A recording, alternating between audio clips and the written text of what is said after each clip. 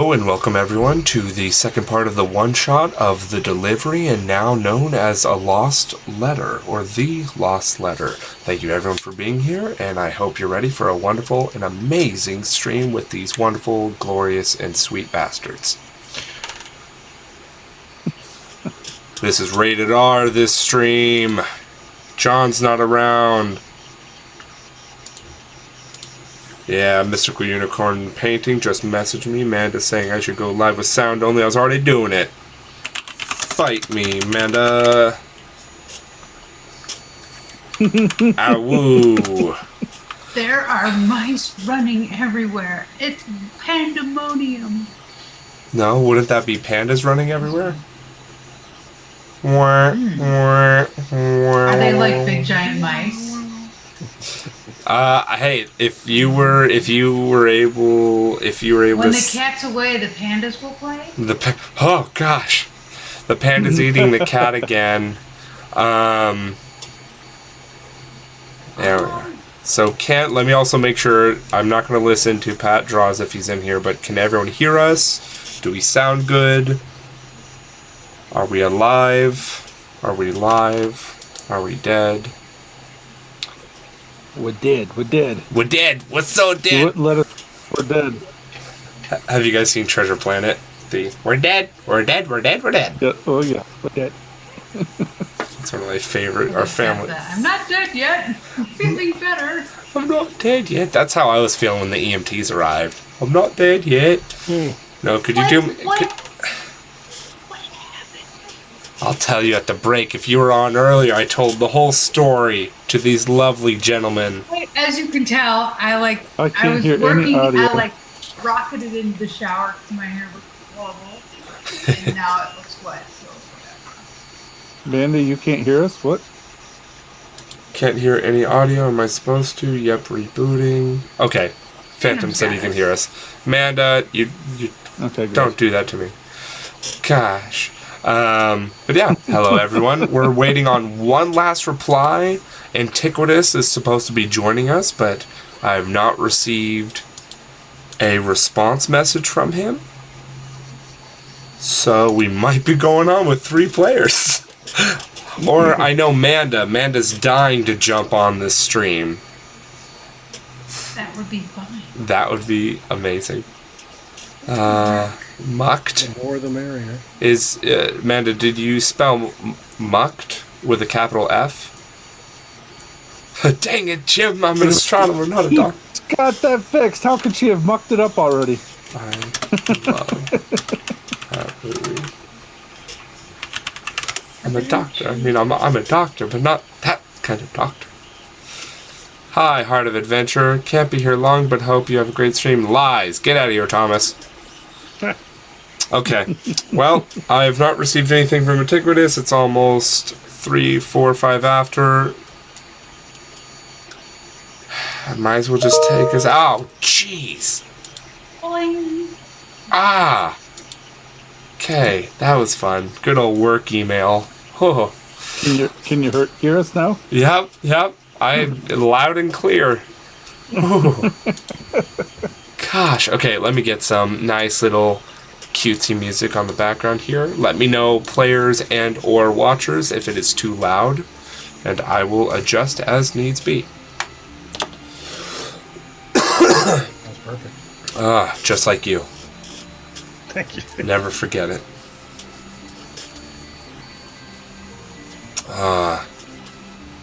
Team fights are done.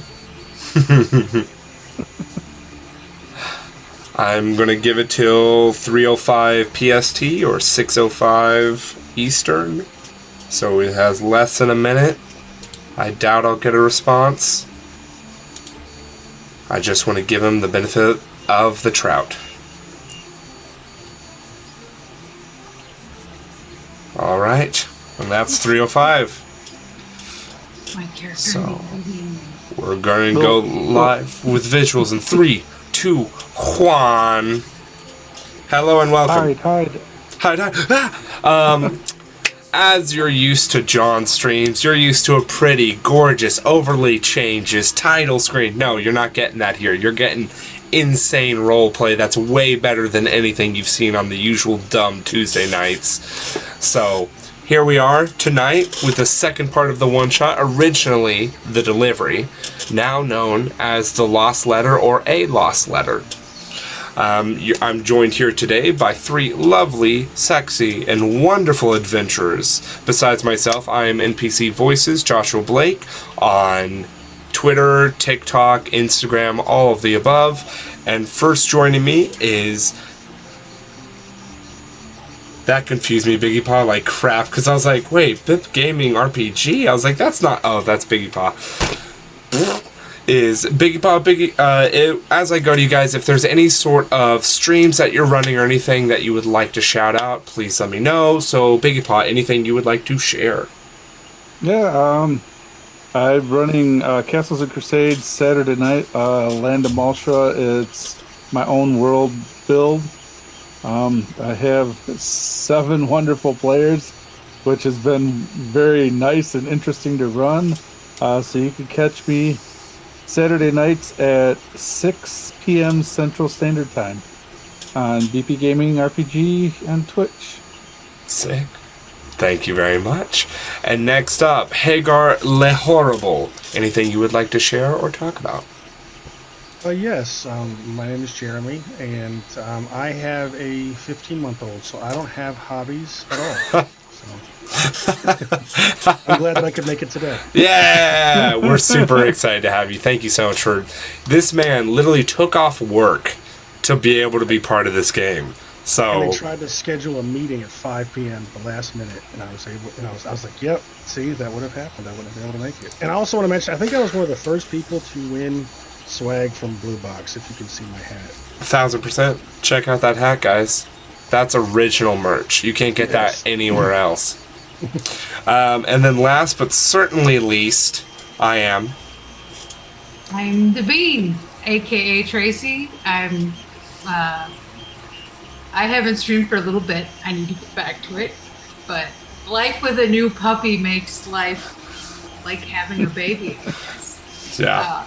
So, and where you might be the OG winner of Blue Box merch, I am the current big winner of the latest, biggest Blue Box giveaway, which hasn't arrived on my doorstep yet. Yeah, no. That Dark Sun? Oh, that's right. The signed copy. The signed box. Oh, I wanted that. That's I couldn't make me. it. I wanted that. That was sick. Yeah. It was. Gosh, I was so excited. Turn up Hagar. So that was pretty neato. I'm actually just going to mute Hagar. It's not allowed to speak anymore.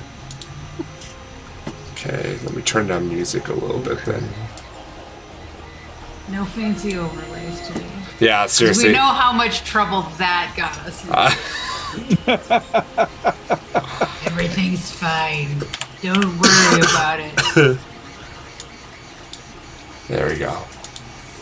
Yeah, no, I absolutely, if anyone knows my past streams, I do not. Hey, Lord Gazumba! Great to see you. I am not very tech savvy like John or Rory or any of the other streamers, so you're getting what you're getting with a Zoom overlay. Real classy. Hey, I got the Blue Box logos. Yeah, like you are the most you and Jeremy are the 2 most Blue Box. Oh, and sorry, Hagar. Or not Hagar. Wow.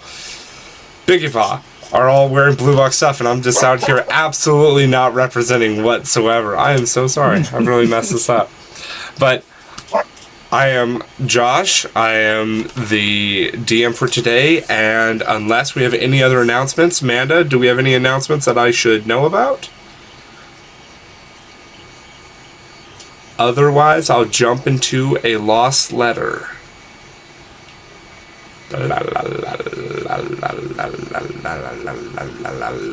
Cool. I'll assume that's nothing.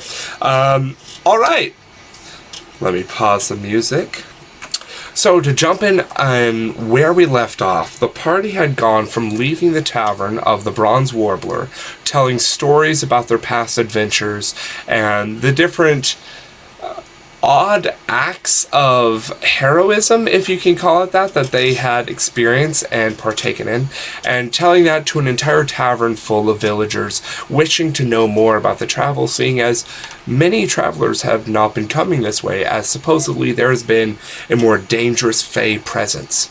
Now, as the party left, they also ended up engaging with some ruffians and thugs that were taking care of a cart that had accidentally run off the road, of course. After a fight broke out and they were able to put down these thieves, thugs, and others, they found a crunched up letter in one of their hands, where they were able to find the letter, look at the letter, and I don't know if anyone actually opened the letter or not.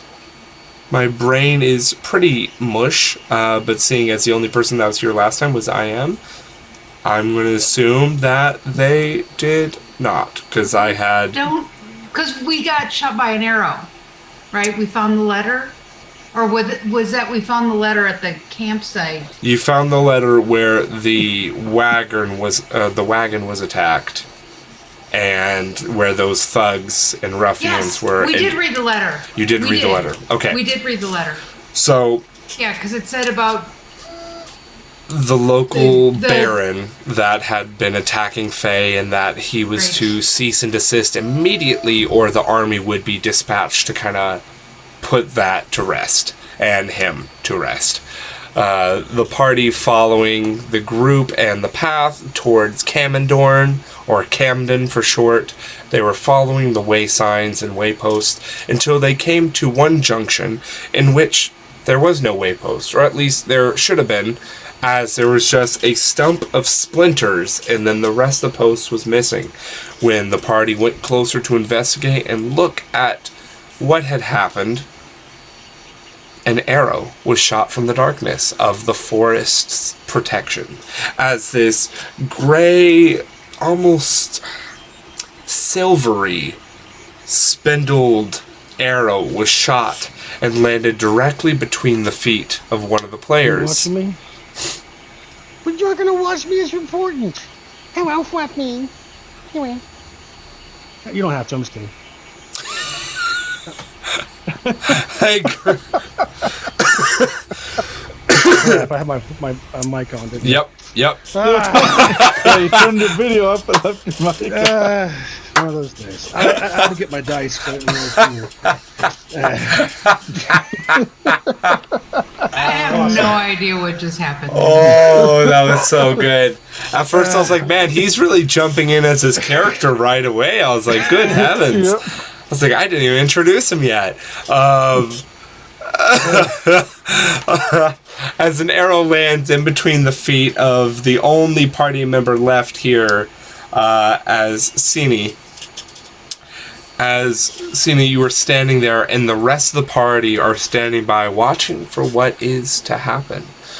I will say that... Sini, if you would like to roll a perception check at the lands and area around you on where it may have come from, you may certainly do so. I think I hear a dog barking. Bark, bark, bark. A woof. Perception. Am I It's your familiar.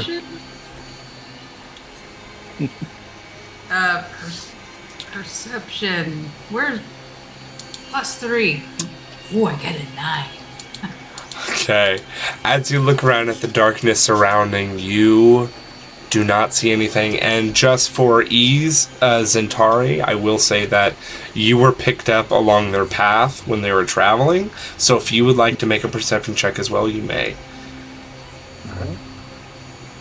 So it's a 16. 16. Okay. And Sybil or Sable, I will introduce you in a second. First off, let's actually, as Sini, you're looking around, please give a description of your character. City is a young, as far as dwarves go, dwarf, She's a hill paladin. She's got long blonde hair, I believe. Oh, yeah, she's got long blonde hair. She is garbed in blue and gold, and she is embracing the whole I'm a paladin. She's grown up in less than desirable surroundings, and so she's had an opportunity to turn her life for her clan to regain, and so she's a paladin, and she's got a big old two-handed axe. That, right? I believe it. Yes. No, maul. Sorry, not an axe. I have a big hammer. I got a hammer, kids. Quality programming we've got here. Zandari, please describe what you look like as well. Okay, I'm a female elf, wood elf, green eyes, brown long hair, kind of tan skin, 5'6", roughly 110 pounds. I gotta look see what armor I got on because I don't remember what I chose for armor. Oh, I got hide armor on, that's right. I'm in a cloak, and I have a bow that's my primary, with a long sword at my side. And every once in a while, she just kind of will look at everybody and like she's looking past you and just start talking to herself as she's talking to old villagers or family members that have passed away from the village she grew up in. All right. With your 16, I will say you look into the darkness of the forest and you see where the arrow came from. With the light as it shines down through the canopy of this thick forest surrounding you, having the 4 different paths, one ahead of you, or one to your front right, one to your front left, one to your back right, one to your back, or back right, back left. I know my lefts and rights. You do notice in the glint a silvery thread that's just slowly flowing with the air current as it floats down and almost flows from that area, just almost like this long silvery hair or thread just comes and flows past, and as it flows almost in an instant, at the same moment it crosses by your eyes, you hear a voice from the forest beyond. You come unwanted through our forest, sell swords. Drop all you have and leave the way you came, or stay and find a tomb where life thrives.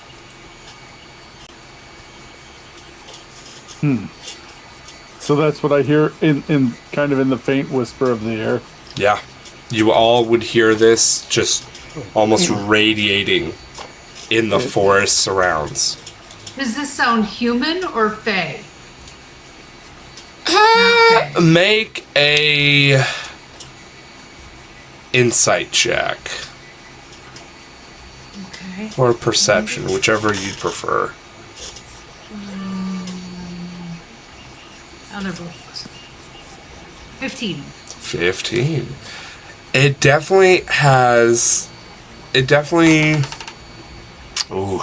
It doesn't sound human. It doesn't sound human. It definitely has more of a gravelly, almost frog-like tonality to it. Ooh, almost like that okay. deep ribbit that you would hear upon the lakes in the forest. Okay. You assume it's some form of fae. And the house that we're in front of is the Baron that was attacking fae, right? You're not in front of a house at all. You're in the middle of a crossroads. We were on our way to the Baron's house. Yes. Where's my house? What was his name? No name was given. The Duke's name was Baron Gridiron.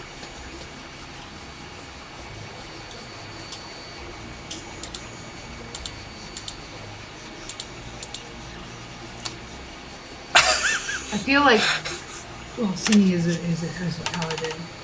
I think she's gonna want to speak up. Okay. And she doesn't have her axe out, her maul, right? It's on her back. She's not even reaching for it, and she's just gonna.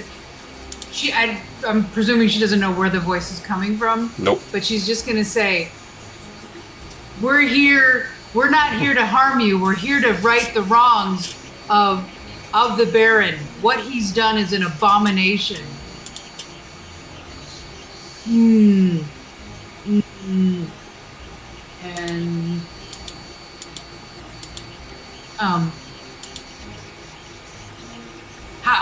how can we make this right? Yeah. How can we make this right? We've already dispatched one set of people here to harm you. And she's just gonna let that rest.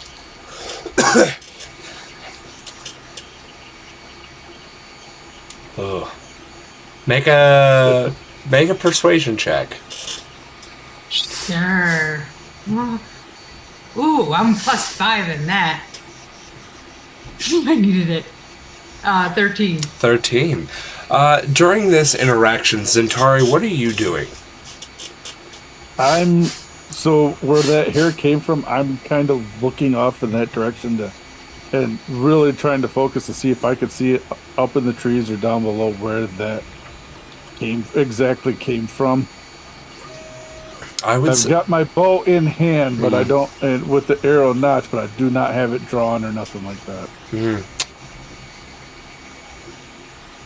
You would see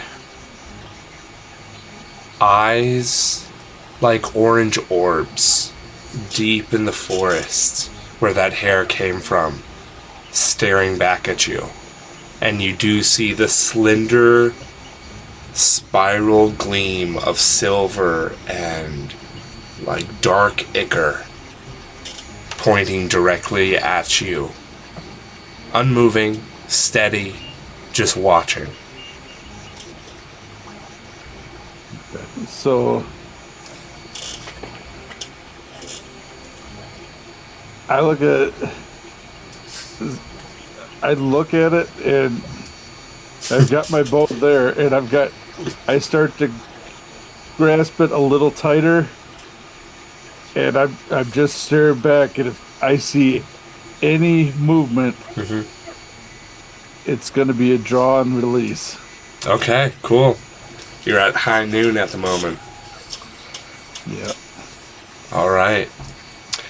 As you say this out to the open air of the forest, Sini, the voice croaks back, now ahead of the group, not so much radiating, now coming directly from in front. What evidence do you have that you speak truth? We have the letter. Didn't we also...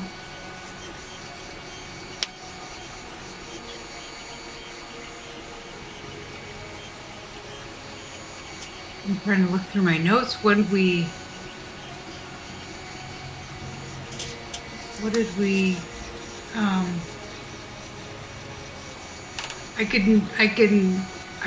who's got the letter? Do I have the letter? We'll assume for purposes of this story. I have this letter. You have the letter. God, what did we... I can't find my notes from, I take too many notes in all these games that I play. I was like, did we get... We didn't get anything. Something right too far. I guess I'll hold up. We have this letter. I should have watched the screen. So you just say we have this letter?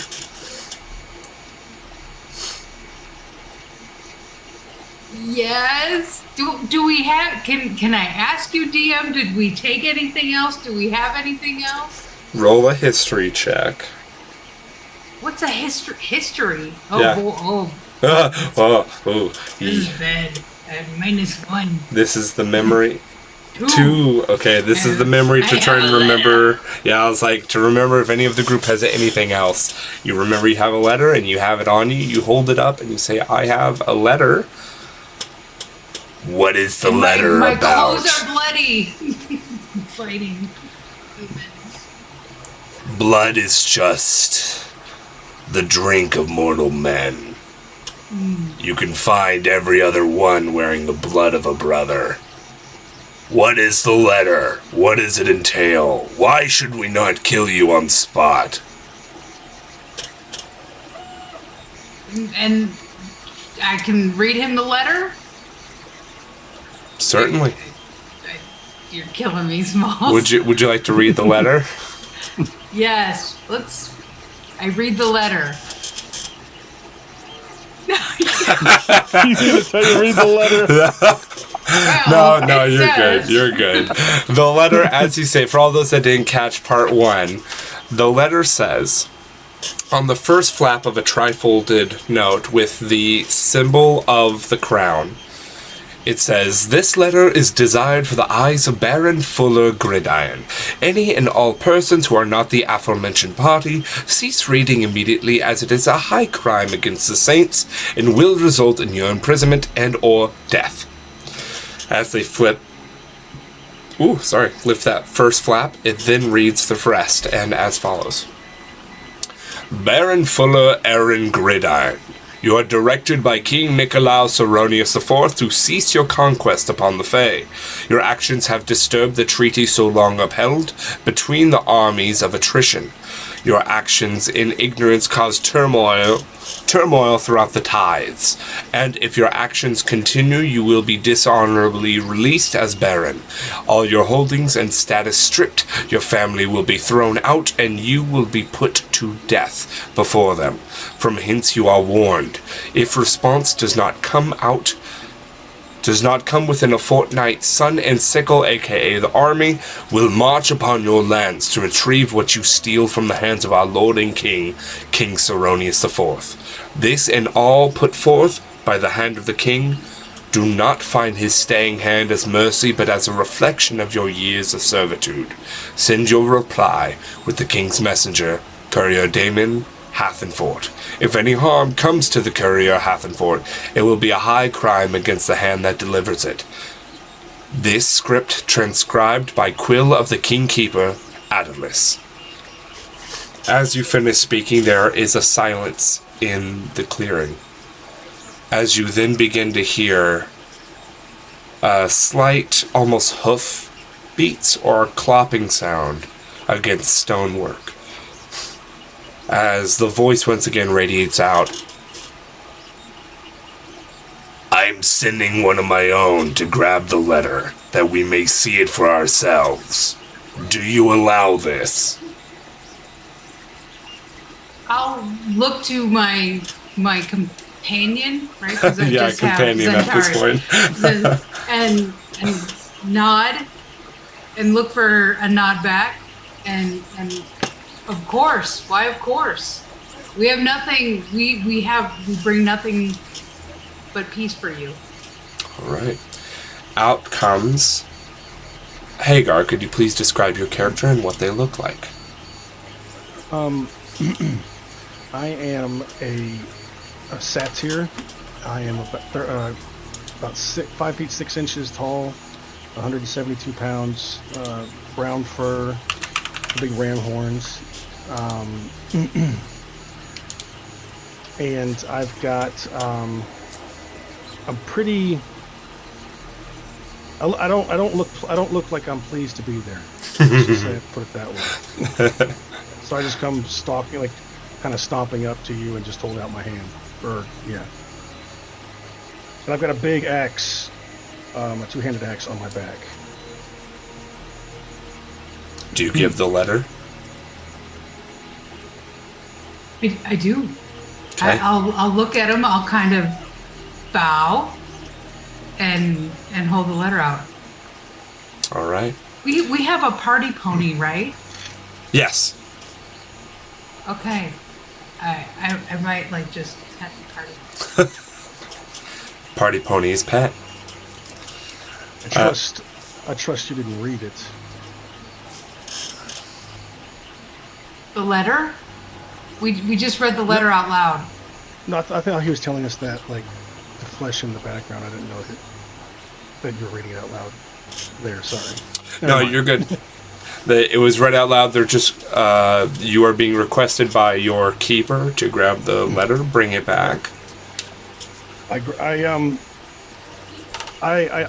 very, abruptly snatch the letter and just turn and start walking. Okay. Follow me. Do you follow? Should we go? Should we go? I don't know. Let's see. Let's see what happens. Should we follow? I don't know. I'm not sure if we should. Well, we. That's what I'm saying to myself. You hear me having a conversation with myself. I hear. Oh, you're not actually talking to me. You're talking to yourself. Yeah, I'm having a conversation with myself. I'm gonna look at you and say, "Take the party pony. Let's go. We live here. We die here. Let's go." Take the party pony. Yeah, I hand you the party pony's lead. We have a pony that has all of our gear on it, and he's the party pony. Yeah, I don't want your pony. Things like that tend to die around me. Okay. I'll keep the pony with me then. If you keep my master waiting, you won't have to worry about things not dying.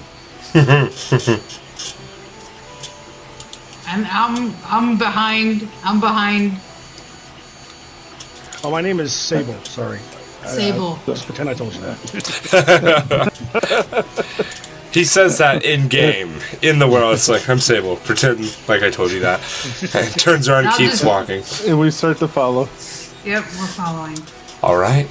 As you follow Sable, they lead you down a path that was the front right path and then behind a tree. As you follow them behind this tree, you look and you could have sworn you knew where the path was leading.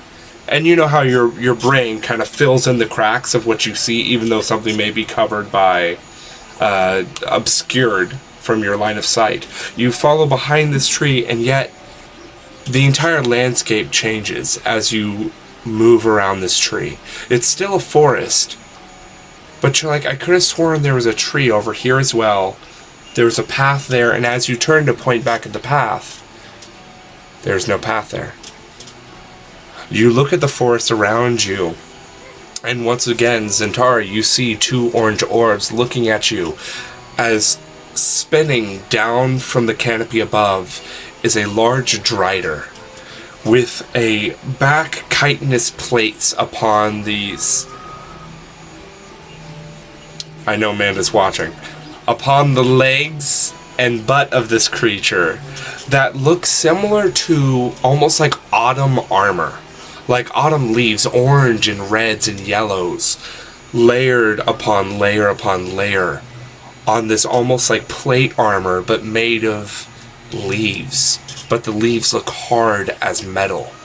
Across, I'm sorry, man, I forgot. Upon its back and legs, as this woman descends with these long black hair that changes from black at the roots to orange to yellow, and at the very bottom tips to green. She just hangs from above with a bow drawn. This bow has the exact same arrow that was fired before, with this spindle-like silk that's hardened into an arrow. The bow itself is made from a very similar substance. The bow is a recurve. While the next entities you've seen almost standing Do we go past her? No, you are now stopped kind of in the middle of this clearing as you now realize you are absolutely surrounded. Okay. You see upon a ridge to your left, you see satyrs standing, watching, just with hard, coal-like eyes looking at you. You see this drider above. You see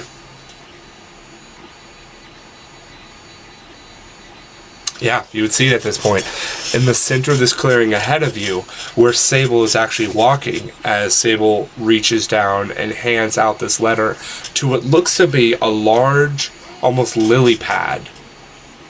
The lily pad is hunched like it's got a large mass underneath it, and continually from this lily pad just drips water, as if there's moisture being created and bubbling on top of it as just little by little drips roll down the sides of this lily pad. From underneath the lily pad reaches out this short stubby hand with tiny little sausage-like fingers that grabs the letter.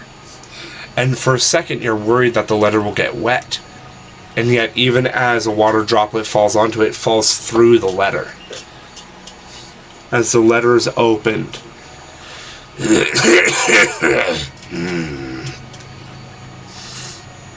as this small creature that then stands up, you see that there was once this odd, almost like branch-ish like stump that was growing next to this lily pad. Turns out to be a staff of some form. As you see, as it stands up a bit more from its crisscross sitting, it stands and keeps reading the letter. You see a short and squat toad, about 3 feet tall, with a wide lily pad hat. As it moves forward, kind of walking in circles, you see it waddles on these 2 short stumpy legs. Now as it looks, you see even beneath the brim of this lily pad piercing yellow eyes that glow and gleam from beneath them. As they walk with that stump-like branch in one arm. The black pupils in the center of the contrasting yellow pierce out from beneath the brim. As it walks, there we go. As it walks, it places this branch down on the ground with this gnarled end to the top of it, almost like a shillelagh, except for more branch-like, and this bulbous mass kind of grows from the end, and it seems to be hollowed. They drop that end down, and they speak out in a Fey tongue, which, if any of you speak Sylvan, you would understand this. Only Sable. Nope, I don't speak it. Common and Dorvish. Wonderful. You hear Langnik Mestoi Norikuinaro as one of the dryad-like creatures pulls itself from a tree, and you see it almost float and move forward, and from its chest it pulls the middle finger, and then from that a small flame alights as it puts that right at the end of this mass, as you see this toad-like creature go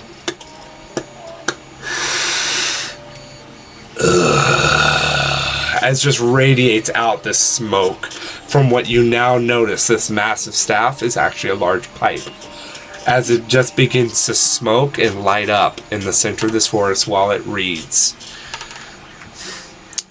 As it's walking, it actually walks in front of you and will look over at you, Zentari and Sini, and will kind of offer the mouthpiece to one of you. I'll take it. You'll take it? Okay. Oh yeah.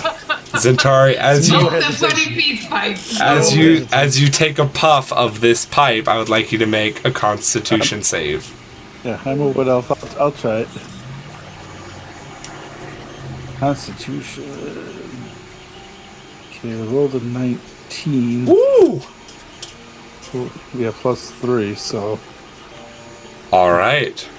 As you take a deep puff of this, it burns your lungs. But as soon as you go to blow it out, it's almost like down goes burning, and up comes this cold, shivering sensation as you exhale. And as you exhale, the smoke comes out from your nose and rolls in your eyes in a rainbow manner, chromatic and changing in front of you. This is some strong stuff. You made your con save? But this is some strong stuff. as you see the waters around and on the lily pad drift off in almost reverse gravity and go upwards. As you look around at the one said to be Sable, is like the horns are loose and growing, like they're just wiggling side to side. Zentari, you are tripping balls. So while he's doing this, I'm looking at everybody else's reaction to him literally taking the pipe before even smoking it. So do I pick up on any reaction? Insight check. She kneels down for a second and just kind of 20. Nat 20. I knew I shouldn't have done that. And Zentari, don't tell me what to do. But I know I shouldn't have, but it was good. You see me like trying to stifle my laugh, like chuckling. Yep. And between Sybil, who you can now tell from that nat 20, Sini, you can tell not only do the satyrs on the ridge look at Sable with respect, but you also see there's a reverence. So you can definitely tell very easily that Sable is the leader of the satyrs in this region.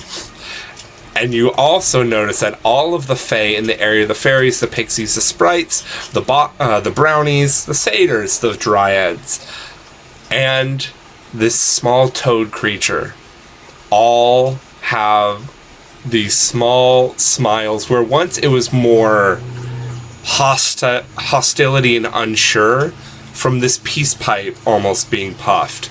It is that bridge between species of groups, and they watch as you look over and you can tell Zentari's, as they're taking this puff, are probably about to be tripping balls.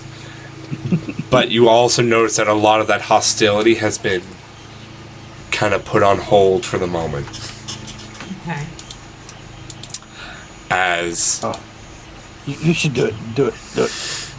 Hit it. It's worth it. Do you take a hit, Siri? Oh boy. So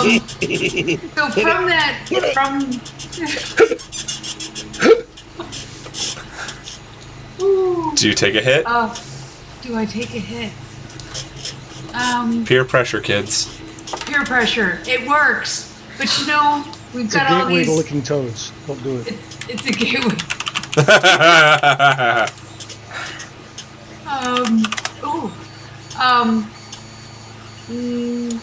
You know what? I probably saw that Zentari took a big hefty hit, right? Yep. Like just Yep. filled up. And you see me kind of lungs. looking at you expectantly, I guess. Yep. Is that fair? Yeah, that's fair. So everyone is okay, and I'm respecting these people. So I'm not going to take as big of a hit as old Zentari. I'm not going to take a little fake hit, like a little. Oh, that was good. But because I don't want to offend either. Yeah. So. Okay. Roll a Constitution save for me. 18. 18. You too. Very similarly, you take this deep puff in, and then as you blow out, that numbness rolls upward. And as you exhale, for you see twisting serpents from the smoke as they intertwine themselves around one another and then fly upward as wings grow from the smoke as they go and start hovering around your eyes. But then you're able to blink and focus in again as you see this small toad-like creature to both Zentari and Sini shift slightly into an absolutely stunning woman. A woman without age, a woman of glorious beauty.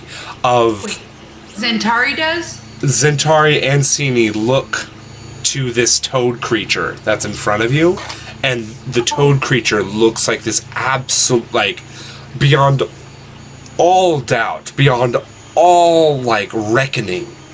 This is the most beautiful woman you have ever seen in your entire life. And you bow. Mom? Mommy? Mom? Is that you? Sybil, you have seen this spirit, which now introduces itself, and you know her as Galeodrin, or Gale, the nature spirit of this forest. You know that she has been the main line of defense and attack against these attacks happening upon the Fae. You know it is her forests that are being attacked, the Galeodrin forests, where many of the Fae are being run out from, and you are part of the fight against Baron Gridiron in his assault and his burning of some of the forest. So, is she my superior, or so to speak, or I just like she's an outside party to my group, my group of satyrs that are there? Does that make sense?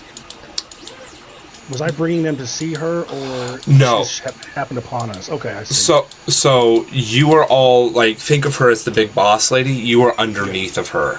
So there are the people. There's the leader of the satyrs, you, leader of the dryads, and so you're all just there as like a congregation.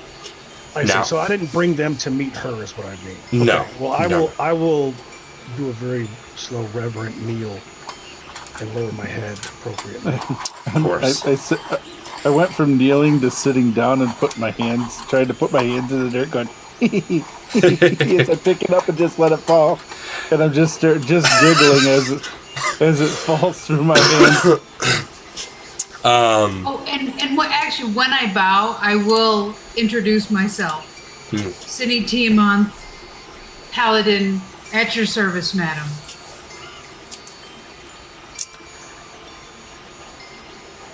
She bows as well,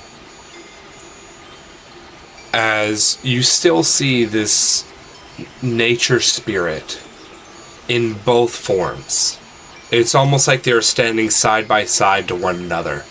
This small toad and this tall, very slender and put together woman, as she's just watching you with absolute utter amusement and joy, and yet then she looks back down at the letter.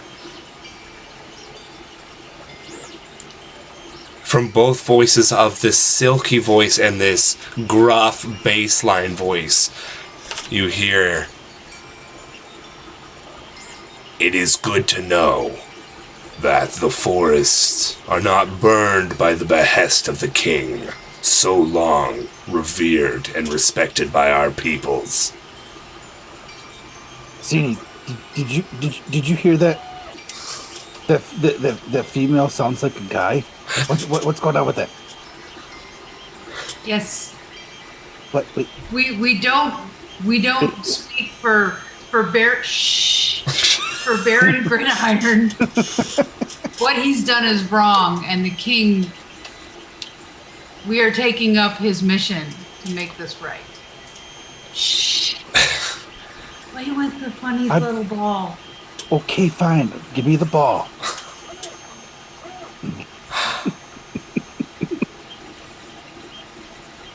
What happened to the courier Hathenfort described in the letter?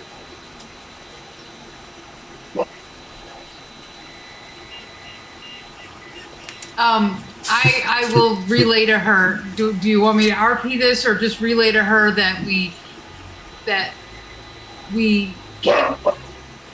shh down. As we left town, we came upon his wagon and these horrible people that had already murdered him for this letter, to stop this letter, and so he'd already been murdered. Good. As you relay this, a cloud passes across her brow, literally, as above her, these water droplets that you can now see, where originally all you saw was the frog with these running droplets. Now you see where above her is just this little cloud that continually forms like fog, and now a literal kind of stormy cloud goes across her brow. That is not good. And yet you have picked up the letter to continue. Yeah. What Gridiron has done is wrong. He's got to be stopped. Agreed. We must get you as soon as possible to the Baron's city, Kamendorn. Have you ever gone through the Deepwood before?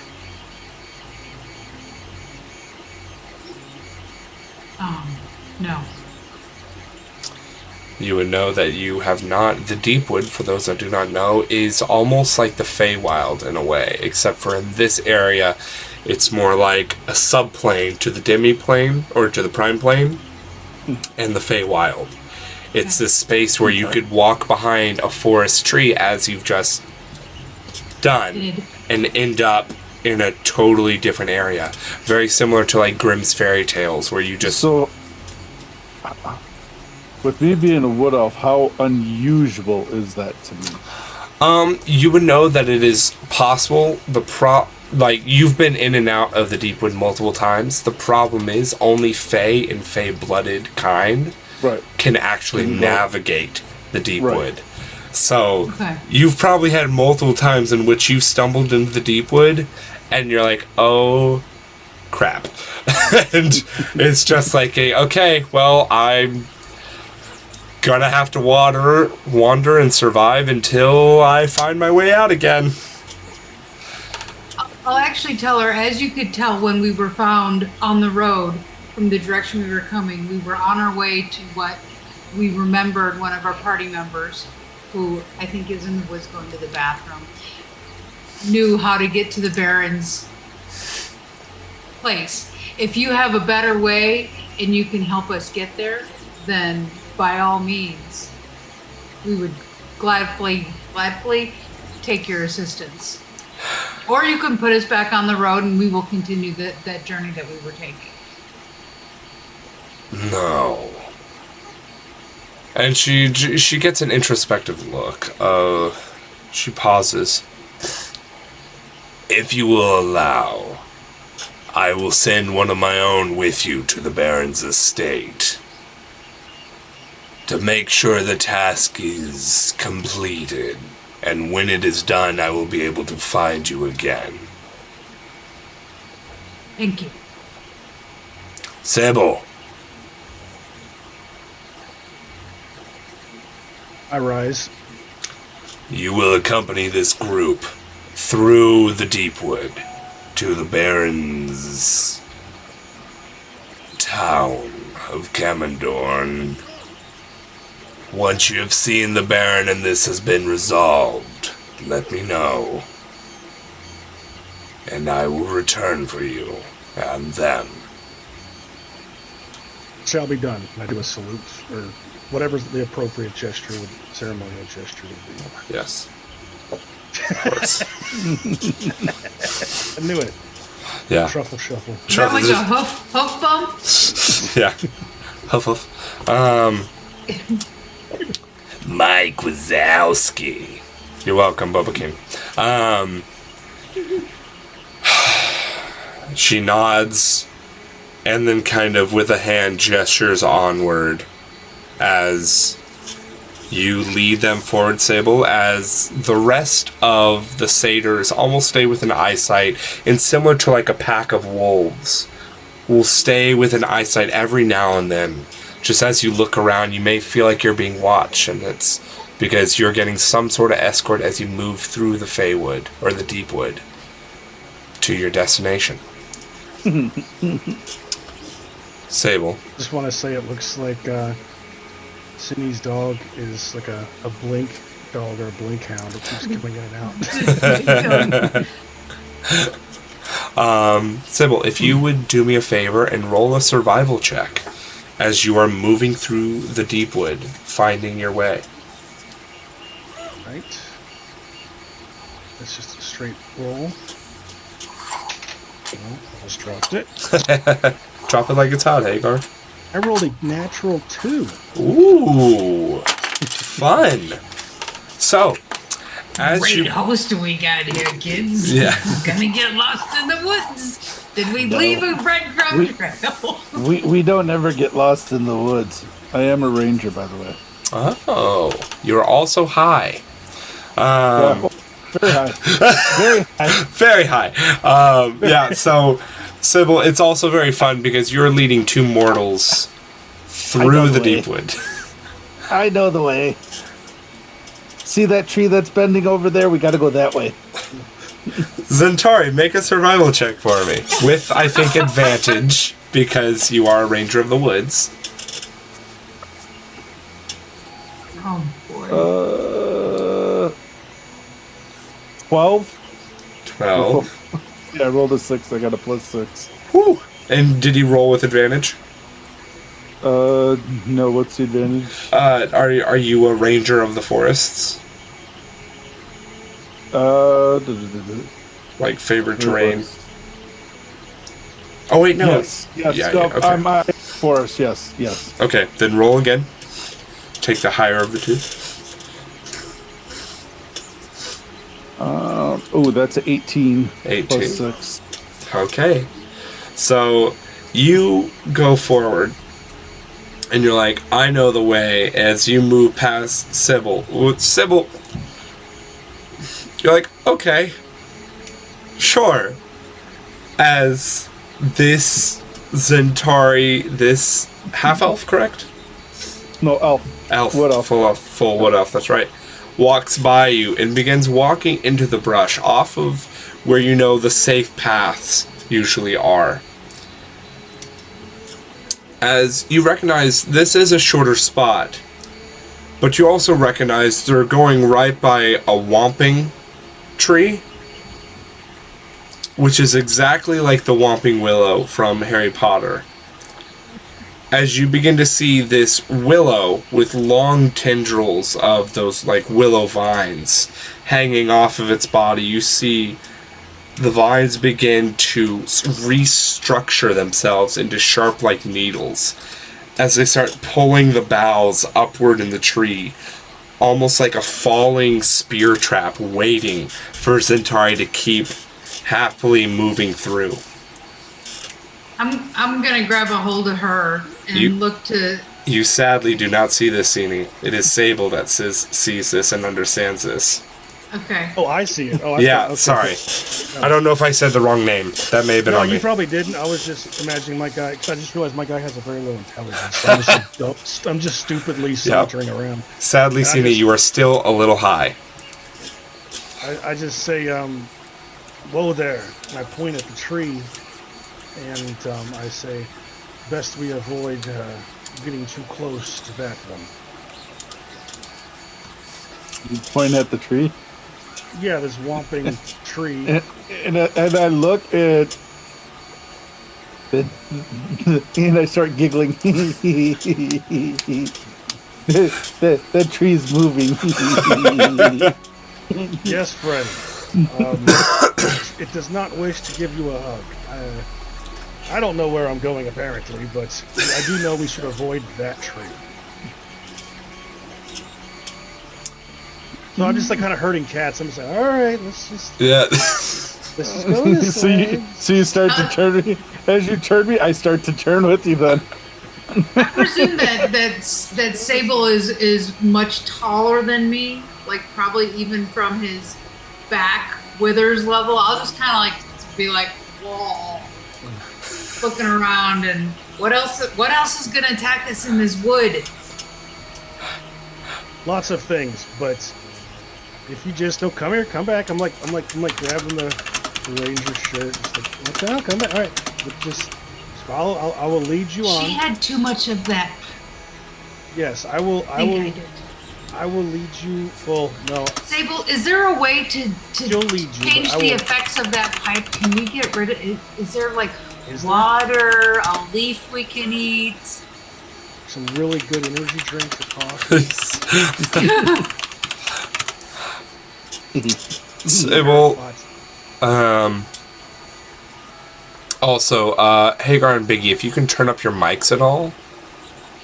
Supposedly you are quiet. No, we're just loud. That's true. I don't know if I could turn my mic up. Let me check. Zoom. Do it. Yeah. Zoom audio settings. Mine's maxed out, but I turned off the automatic. Oh, you got quieter. Way quieter. Audio settings.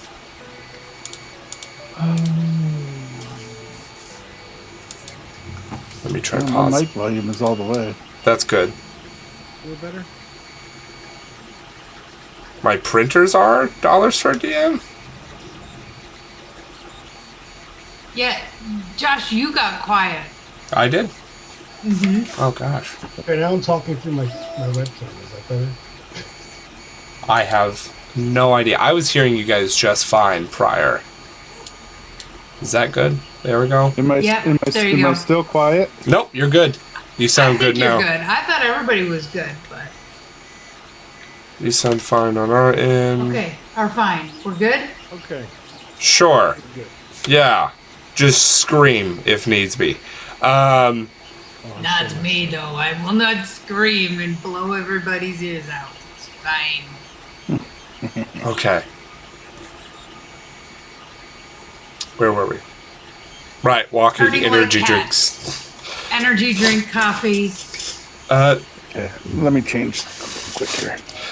Sybil, you would know. Good beer.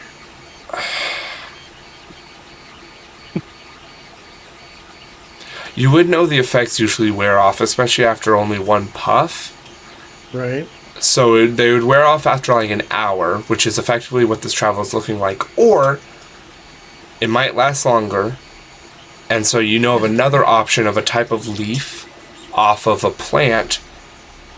You know where this plant is, however, the plant itself is very similar to like a carnivorous plant. So it doesn't exactly love having its leaves taken. Yeah. Well, that makes sense. So it is up to you on which way you want to take them, whether you want to try and herd them with survival checks for the next hour, or you can try and find this plant and take it from an unwanting host. Sable, are there any flowers that talk to us out here? I'm gonna kind of look off the flower. Maybe. Flower, I'll we'll just lead on, Ranger. I'll just continue. I'm not going to go looking for this plant because they'll probably wander off and fall into a hole or something. So I'm just gonna. You want me to lead on? I start to head back to that tree that was moving. No, not that way. Lead on to the Baron's village. Just not that way. Herding cats. He's a bad guy. He would live in a tree like that, wouldn't he? Okay, please make a survival check for me again. All of us? Nope, just Sybil. 18. 18. Yeah. Okay.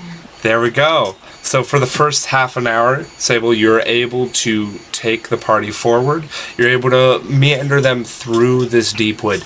And you guys would have known that it would have taken at least another day or so to get to Kamendorn. And so you do know that the Deepwood is known to connect all forests throughout all of Sedona, the Holy Empire, where you guys are currently in the kingdom of. And this Deepwood can help you go much faster in traveling. However, you can also either get lost or the danger. It's a lot more cons than pros.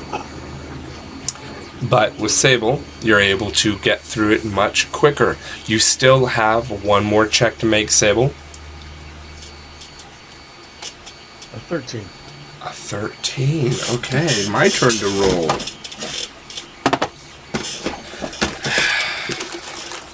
Alright. As you're taking them forward, Sable, here's to hoping I get to beat you, so we have some action. I like that look. Shut up. The poker face. I don't have a good one, I know that. You, thankfully, are able to lead them through the more dangerous brush areas. You know, there are certain trees that are hard as iron, and their leaves are just as sharp. You know that there are... Oh, I almost said the wrong word with Manda watching. Large creatures in brush and hidden in different holes and spaces that are more than happy to make a delicious treat out of you. But you are thankfully able to avoid all of these spaces and places. as you begin to get a fresh air. Do we see any of those creatures? You do not. Okay. And at the end of this amount of time that passes in the deep wood, you both begin to sober up as the trees stop moving. The brush stops speaking to you. The dead loved ones come back. For you, Zentari. And you're able to have a clear mind as you exit and you hear the distant sounds of people and the sounds of movement ahead upon what seems to be a main path. As you come out from behind a tree, you hear a wagon and horse. Oi! You should move! You're in the way!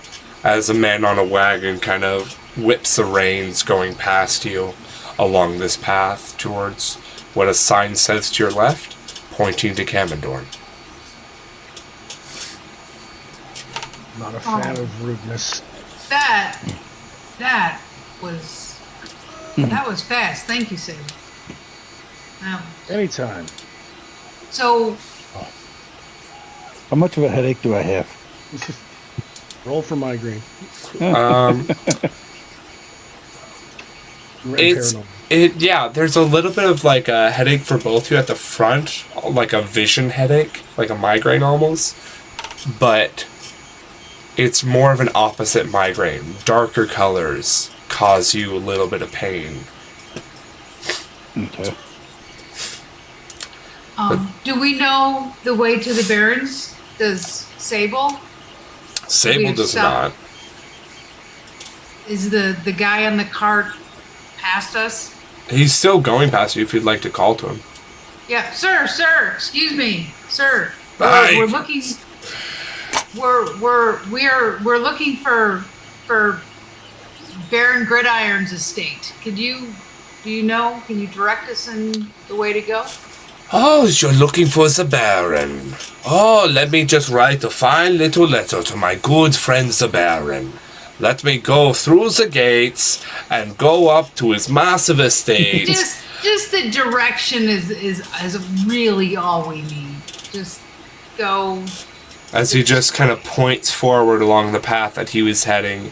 As you walk up towards his cart and you look past around this forest and this grove of trees, you see that the path slopes downward. And from this vantage point, you can see a town ahead of you. And you see a long line of wagons, carts, and people heading towards what looks to be a front gate to this town. And no one's and the guy didn't react to Sable. It seems like he hasn't noticed Sable. It seems like he's mainly just paying attention to you, Sini. Okay. That is Kamendorn. I just say, well, we're on our way, and it would be wise to be less sarcastic when you're out of earshot and eyeshot of the other wagons on the road, traveler. Make an intimidation check with advantage. I had a nat 20, so I'm not going to do it again. He's got some good die. You see this man look at you with just such a sour expression, just this rude upturned nose. He seems to be in his late 50s. He's got a patchwork of gray and white beard. It's short cropped and kind of pulled into what looks to be like a goatee. You see he has a receding hairline on top that's gray and brownish. And it seems like his wares in the back seem to be mainly wheat and other tall grass foliage. As he's just looking at you with his hunchback, he almost like goes to turn his nose up in a way as he's like, oh, you do say that, don't... As he turns and looks at you, Sable. And he goes from his nice, kind of dark, sun-tanned complexion from that of working the fields for long hours. This hard-wrought man with calluses on calluses. His arched back from hunching over crops for days and days. You see the scythe and the blades in the back of his wagon. This man goes pale white. Drops the reins. Stutters. tries to say words and faints. You killed him. So You killed him. It's just off the front of the cart and just lands on the ground in front of his wagon. Well, there's a ride. Yeah, I just kind of chuckle and start walking towards the town. All right. I'll pick the guy up and put him back in his wagon. And I kind of sit put down the in his reins wagon. hand. I sit down in the wagon, grab the reins. Okay, we're going that way. Zentari, do you see the line?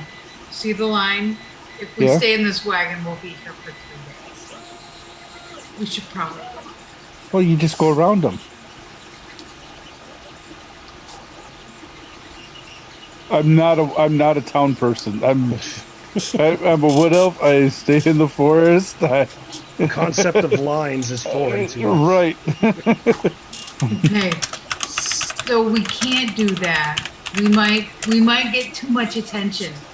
Too many of these people might gang up on us. We should probably just walk, maybe try to look for a side entrance where there's less people, nice and quiet.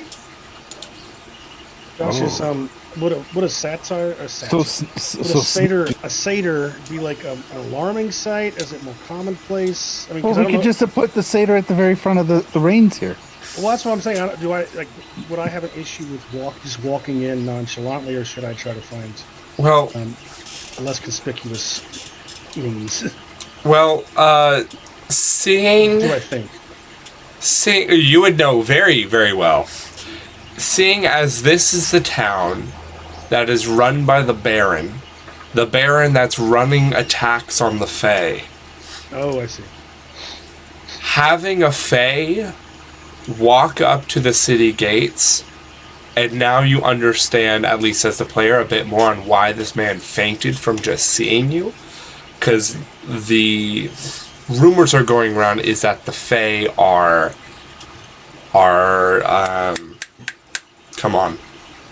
aggressive and going out and attacking people and being just very aggressive, the bottom line. Right. And so there's a lot of fear and misinformation being spread right now about the Fae and the Fae of Galliadoran Forest. I will. Okay, so I won't start walking forward then with that in mind. I will assist in picking the man up, and I will toss him into the wood line and try to hide on his cart. Okay. So, So we're you're from putting him up front to tossing him in the woods. Yeah. I mean, he was rude, and my character doesn't like rude people. Sini, how do you feel about this? I'll look at the guy in the woods. He'll be fine. He'll be fine. He doesn't look too broken, right? No. The toss didn't break him. But isn't Sable wants to hide in the cart? It's either that or we take the sewers. Oh, I say that. I say I either it's either this or we take the sewers.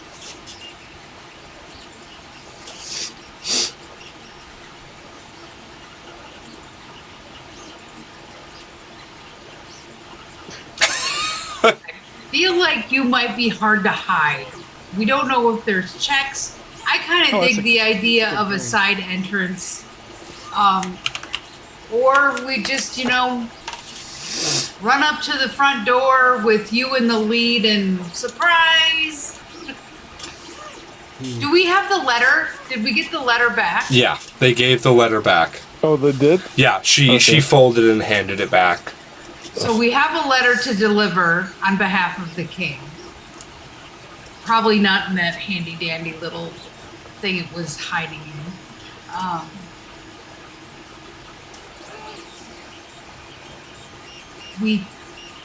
Zentari and I could take this letter and walk to the front of the line and see if we can get in and find a way to get Sable in. Sable or Sybil?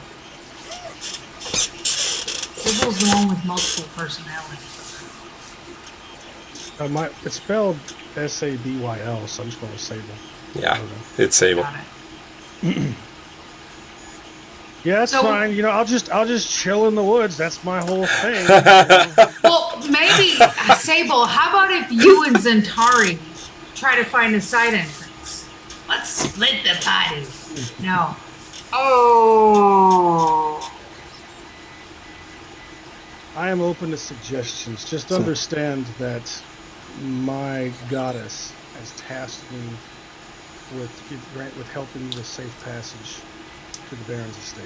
So see, safe passage. He should be able to help us get in there. And I'm trying to. However, perhaps you going in without me would be best given the current political climate. And I will just attempt to sneak in on my own and look and hope for the best. Sneaky, sneaky. I'll just hang out here with my forest kin. Is there a... Can we... With what's on this cart, is there anything that we could do to camouflage you? Like, is there a way we can make you look more like a human? I wouldn't want to Given my assume that you want to look like a horse. well, given my strange gait and my horns, I think not even realistically, I would have to be some type of beast of burden. But I don't think that's going to work. I don't know. I keep trying to figure this stuff out, but my guy's dumb. He doesn't look like that. Just get, I don't know. Zini, just get on his back Oh, and my ride him in like intelligence this. is also a -1, so not smart either. Oh, so I'm the smartest one in the group. Nice. We all just turn and look at the hallucinating guy. I just look at Zini and say, get on his back and ride him like a horse. They'll think it's your steed. I'm dumb. I ain't that dumb. As one of the judge I used to know would say, I may look dumb, but I'm not plumb dumb. I ain't falling for that. I don't think that would work. All right, we got to do something, y'all. Yeah. Let's, I got a letter. Got a letter? I got a letter.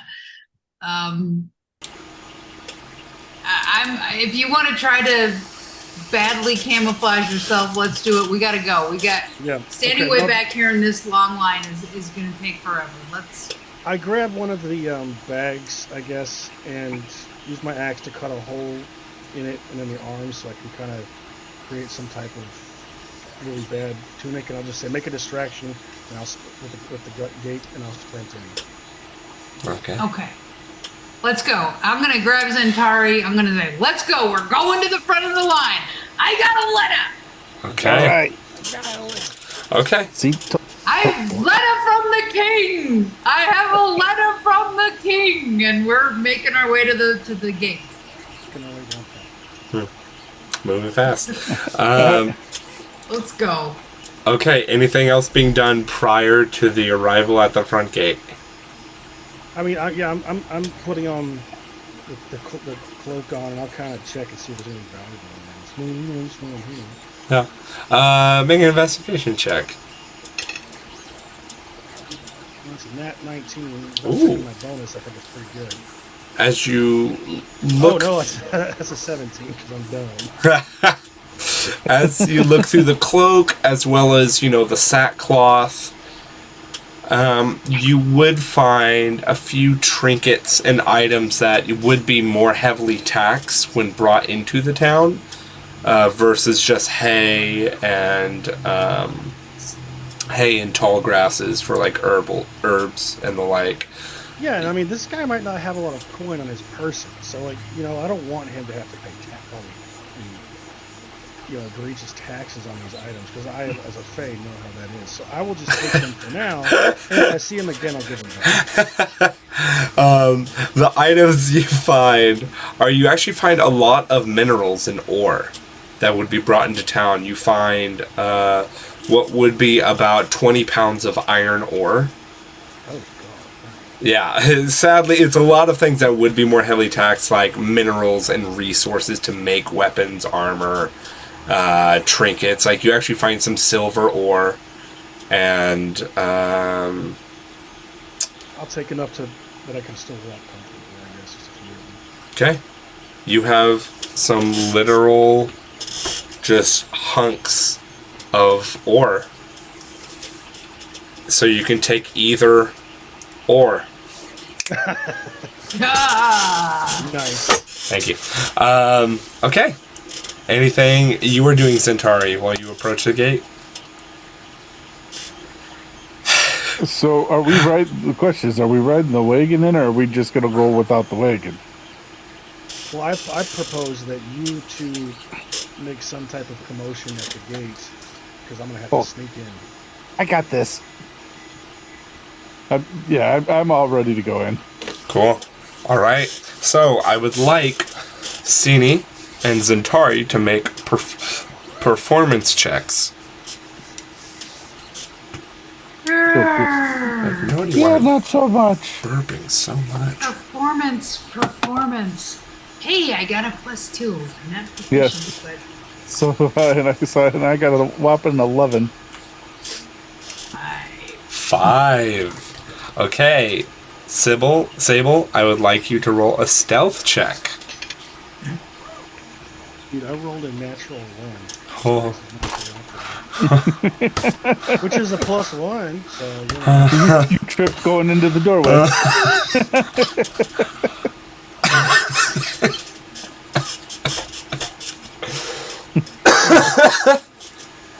Okay. So here's what happens. You try and approach from the other side of the gate. So it's this large archway gate with a portcullis that's been gated above, with the doors already open and pulled in. Open like 10, 15 foot wide gateway, about 20 feet tall.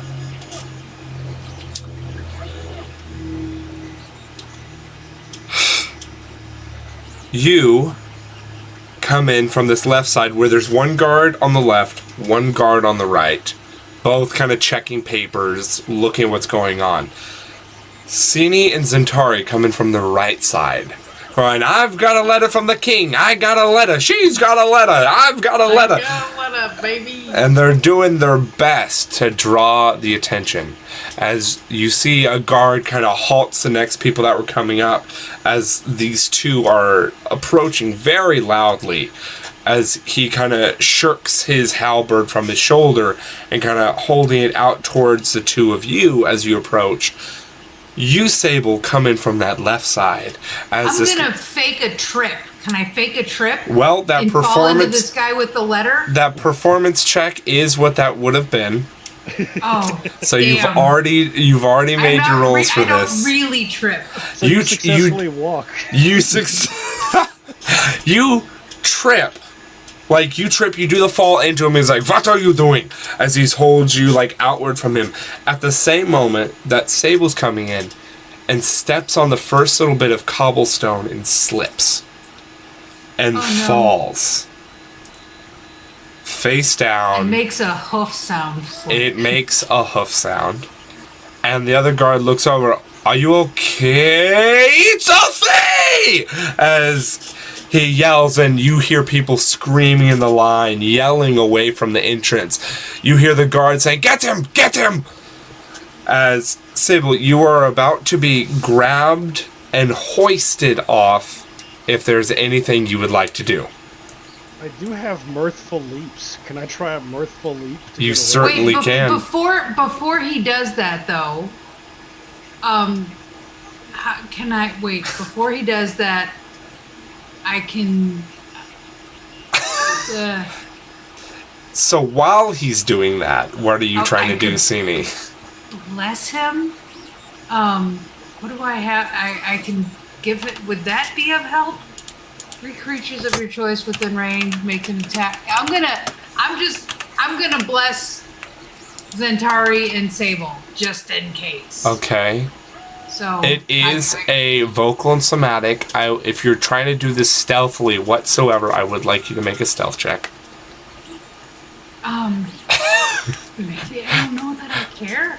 I got a +3 on that. Come on. 13.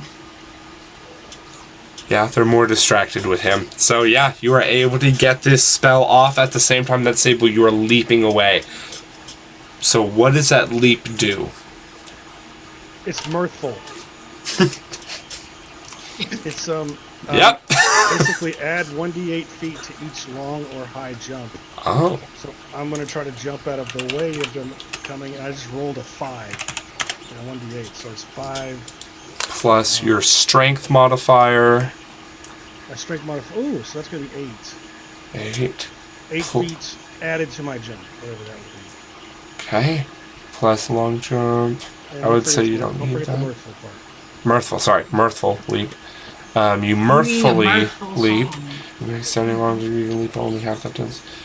I've always been confused by 5e leap stuff.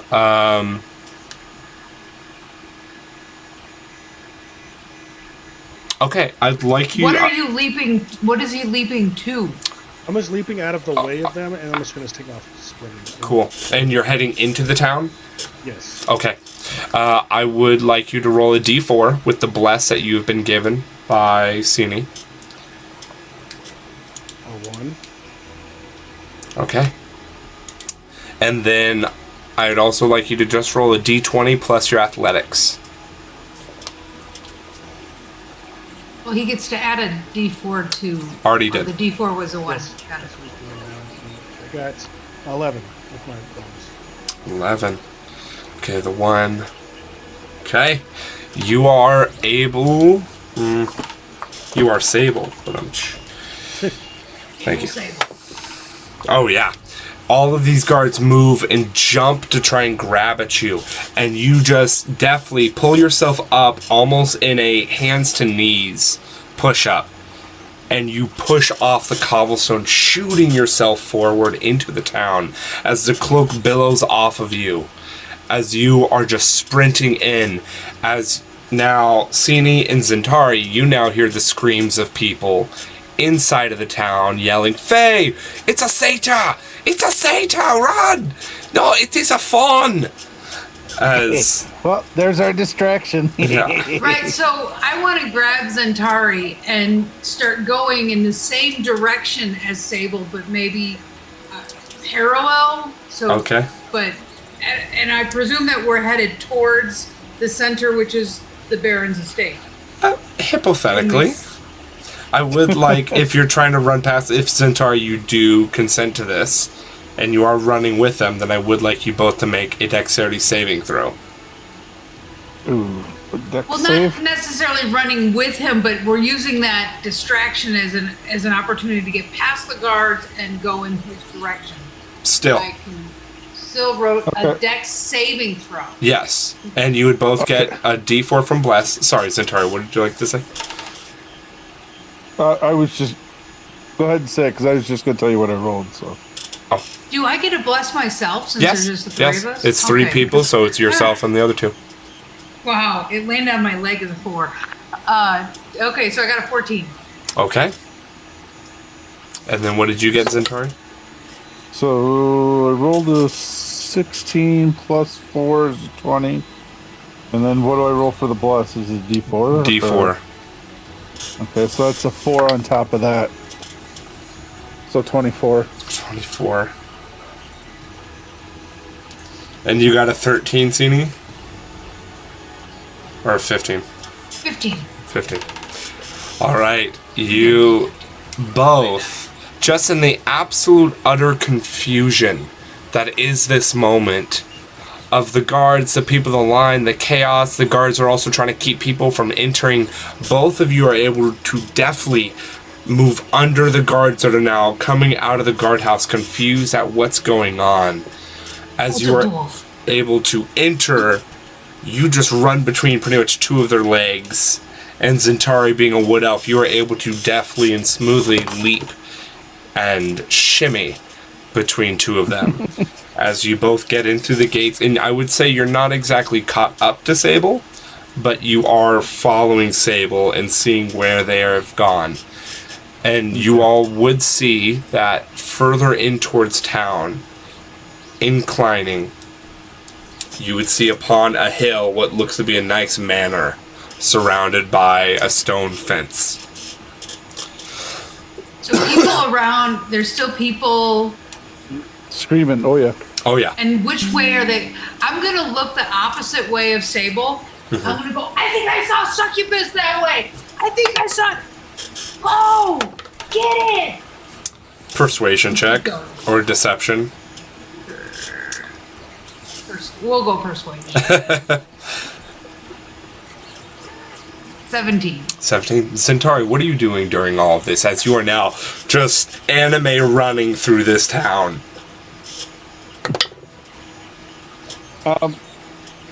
So Just run. Natural run. I will, as soon as I can see like a alley that doesn't have a bunch of people on, I want to kind of dart into that just a little bit, just to kind of like, and then up against the building to do a look and see if anybody's seen me. Make a stealth check.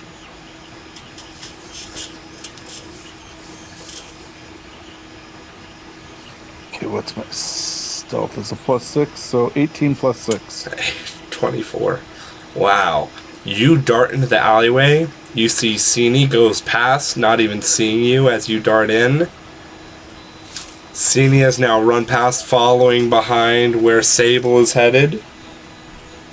And you look around with your perception. No need to roll. It doesn't seem like anyone's seen you go into this alleyway. Did I see her go in the alleyway? Nope. But I still see him. Yep.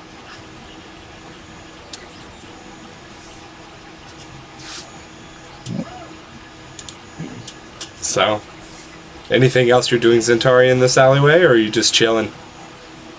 No, is there a way to climb up? With a successful acrobatics or athletics, anything's possible. You are between two stone buildings that seems to be almost like townhouses. So you can certainly try. There's my Airbnb. Do I smell coffee coming from one of these windows? So it's a total of 19 with the acrobatics trying to climb up. Jeez. Yeah, you are. I got Roll, baby. You're easily able to shimmy up the side, kind of hopping ninja style off each until you get to a point where the bricks are exposed enough that you can just climb up onto the top of the roof. You begin to hear in the distance a ding ding, ding ding, ding ding, and like alarms going off further into town. So can I see the bell swinging? You can see a few of them. You see at least 4 different towers with bells on them. Man, there's 4 of them. So, all right. And what do I see? So I'm up. Do I see? Is there like an advancement towards where these guys are running from guards or anything, or is the confusion at the gate still got everything confused? Oh. No. It seems like further into town the guards have figured out what's going on and are quickly catching up and catching on as you see where they're running. One street over, pretty much about to intersect with them, is a group of guards with heavy crossbows and halberds moving their way. Okay. I want to stay on the rooftop and make my way as close to them as I can. Okay. I'll keep that pass acrobatics check to run along these rooftops, jumping from ledge to ledge, trying to get to them.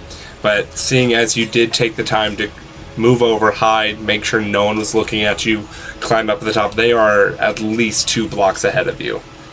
Okay. All right. Sable. Yeah. As you're running through this absolute chaos, imagine very much like an Indiana Jones marketplace scene at this moment. As you're running through, people are moving out of your way, people are gasping, you hear the sounds of bells starting to ring behind you and then ahead of you. As it's almost like the bells and the sound is coming and catching up to you and going past you as an alarm is being raised. You hear shouts along rooftops and towers. What do? I mean, I look to see if there's any place I could. Well, I can't hide. They all see me, right? Yeah. So you said I see the estate's walls and the estate's coming up, correct? Yes, it's far into town, but you can still see it's probably about a mile away still. Okay. Less than a mile. I've been playing Shadows of Mordor, or Shadows of War, so I kind of like just turn around and find everybody. I'm going to, if I'm running through the market, and I hate to use like what sounds like a Indiana Jones cliche, but do I see any like blankets or anything, something I can grab and wrap around myself? Oh, certainly. Certainly. And I will attempt to grab something I can wrap around myself to conceal myself, and then all I need is a Cobra basket I can hide in. But I'll grab that. A really, really big Cobra basket. And I'll try to duck into an alley and see if I can. I don't know. I really don't know. Just lose them in the crowd. All right. Easily enough, you're able to, as you're running, grab a cloak from someone. It's like, "Oi, a cloak!" As you just take it and run with it bundled against your chest. As then you dodge behind one group of people as they scream behind another who are confused and angry at this person running around them. You throw the cloak around you. I would like you to make a stealth check with disadvantage.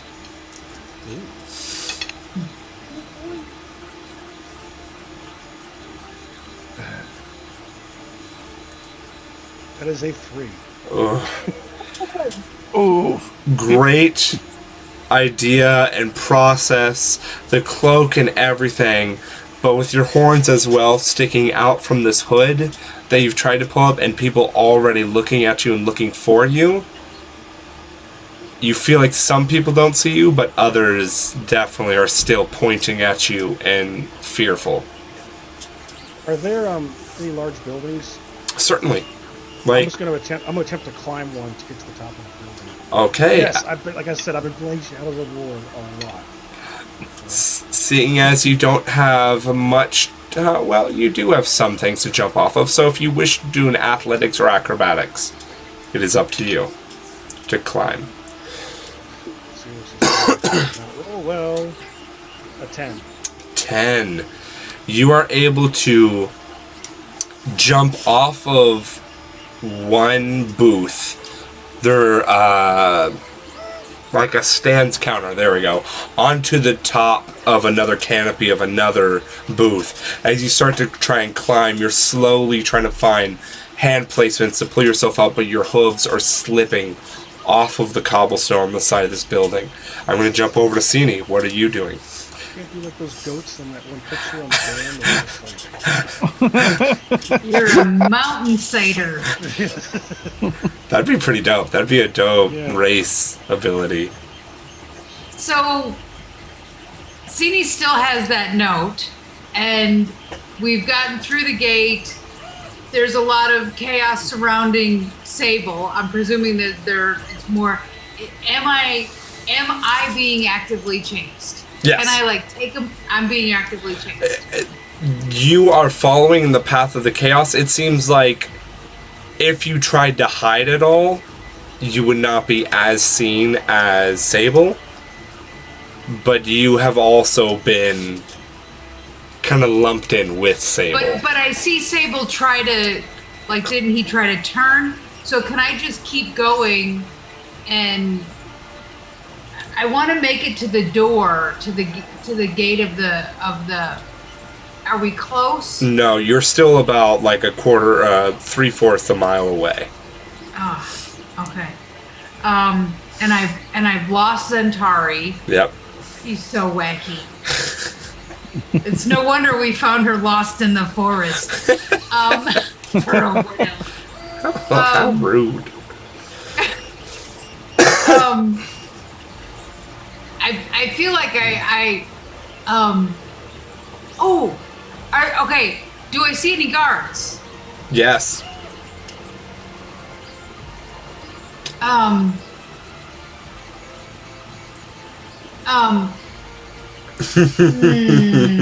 thinking about stopping them and saying, I have a letter! A letter from the king. If you would like to. You know what? I'm just going to compose myself and I'm just going to stop a guard and say, Sir, stop. Okay. I have an important letter from the king himself for the Baron. I need to get to him right now. Okay. The guards you do see are stopped right in front and right by where Sable is, with heavy crossbows and light crossbows being leveled and raised to point at Sable as he climbs. Don't do that. Don't you, hey no. In the name of the king, I command you to halt and hold until I deliver this letter. I would like a persuasion check for me. Okay, that's a good one. 15.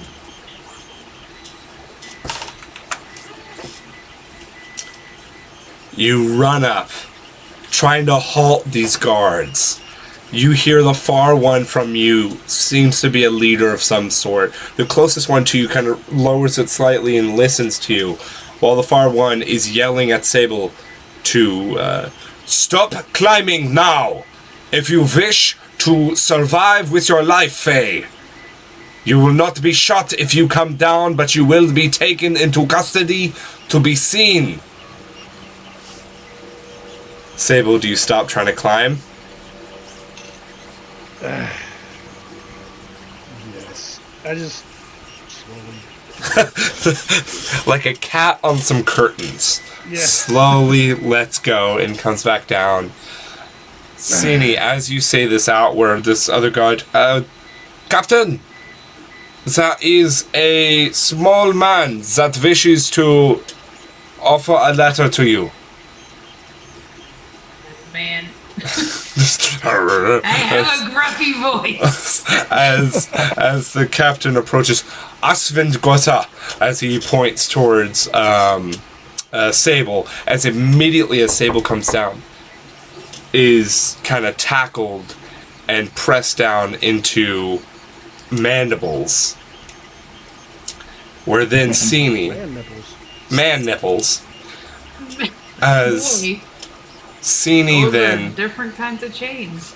if you do not resist, you too will be taken into custody as well. I won't put up resistance because Sable doesn't? Sable doesn't. no. I mean, I don't know what else to do because they got crossbows and those go faster than light fire.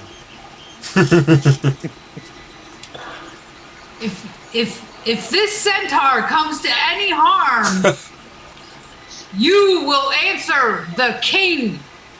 I Ma'am, need passage to the king, to the Baron, to deliver this letter right now. as both of your arms are putting behind your back and being man nipples. It's like, Treat me this man is very feisty. This man, also, that is a satyr, not a centaur, just so that you know. Thank you. Thank you. You shut up. I wasn't gonna call him a horse, man. Zentari, are you're seeing all this. You've gotten finally caught up to them as they've been stopped. You're on the rooftop looking down at this commotion going on. What are you doing? What's going on? Do I? Don't I? Do I? Jump? Stay up? Hide? What do I do? What do I do? Look. I jump. No, that would hurt. Jumping would hurt. Shoot? Maybe shoot? What do you guys think? Shoot him? No? No? Okay. All right. Maybe just follow and see where they take them. Okay. Okay. Yeah. Sounds good. Sounds good. Yeah. You sure about that? Okay. Okay. Okay. All right. Stealth check for me, as you will then begin following behind the group as they are taken into custody. Natural 20. Oh my gosh. Okay. You follow them as the two are taken up to the Baron's estate. The guards at the front open the doors and, very confused, watch as they enter. Now, think very late colonial era American colonies. 2-story house, tall columns in the front. Just beautiful red shingled roof, white to cream exterior, very well taken care of, gardens outside of this house, and the stone and iron fencing around the whole property. As you are brought in, you have to walk to the right of this main garden fountain, as you are taken in through a side path, and between Sini and Sable, you are thrown into the prison cell. Zentari. Does this qualify as a short rest? Possibly. Zentari, is there anything else before we go to our first and only break? Is there anything you would like to do as you see them being brought into the Baron's estate as you cannot stealthily follow? I can't stealthily follow. There's no way for me to get in unseen. You can certainly try for one of the walls and iron gates. Aha! I will certainly try. Haha, okay, acrobatics or athletics. Whichever you wish. This will be acrobatics. And I'll keep your same stealth from before. Be good, be good, be good. You would Okay. scale it better 18. if you 18. Yeah, if you could mirthfully leap, you probably go. Yeah. You are able to get yourself upward over the fencing easily enough. You get over to the other side somehow. Somehow the guards do not notice you and you are within the gardens. You watch as the group is taken towards the right door and taken in to the mansion house. This was part of my plan. Oh, so the Wait, guard. we're gonna So see the the cell bed? is in the house, then. You do not. Yes, for metagame knowledge, yes, the cell Yeah, okay. is in the basement of the house. Well, because you said that he took him to the cell, and then you're telling me that they took him into the house. So I'm just Yeah, clarifying to make sure that that's The house okay. is the cell. It's like a luxury cell. it's a nice cell. No, it's so you guys were taken in through this right entrance. There's the center fountain prior to the steps that lead up to the front door of the house. You went to the right of this fountain where it's a 4-way kind of path to the fountain. You go on that right path to some stairs that lead down to another door. You go in through that door, and then you went down another set of stairs where there was a prison cell there. That's what I'd be watching, is to see if there's any way I can get to them You, without being seen. you think you could get to that right door without being seen. Okay, that's where I'll go. I'll go to the door, then if you want to do the break, you can go from there. All right. And that is where we will take our first and only break as Centauri is headed towards the door, towards the stairwell and other such passageway that leads down into the basement prison to the Baron's estate. This is A Lost Letter. I am Joshua Blake, NPC Voices, and we will be right back. As usual, we will keep our mics hot in the break, so if you guys wish to stay on, you can. Go get food, go to the bathroom, relax. We'll see you guys soon in a second. Bye. Alright, and that's All right. break. Y'all get your waters, get your relaxation before you guys are all guillotined. So this team But I have this a team letter. named Guy. This team named Guy, where's he at? Okay, so did I see that Antiquus is gonna come in? Yeah, hopefully Antiquitous is going to be able to jump in and join us in Antiquitous. this. At Antiquitous. Oh, that's just Hagar. Get out of here, Hagar chat. At Antiquitous. Want to jump in Okay, if I'm gonna run you to potty can. break. All good. Head to the bathroom, do what you need. All good. Just have to bend the door back into shape. Good heavens.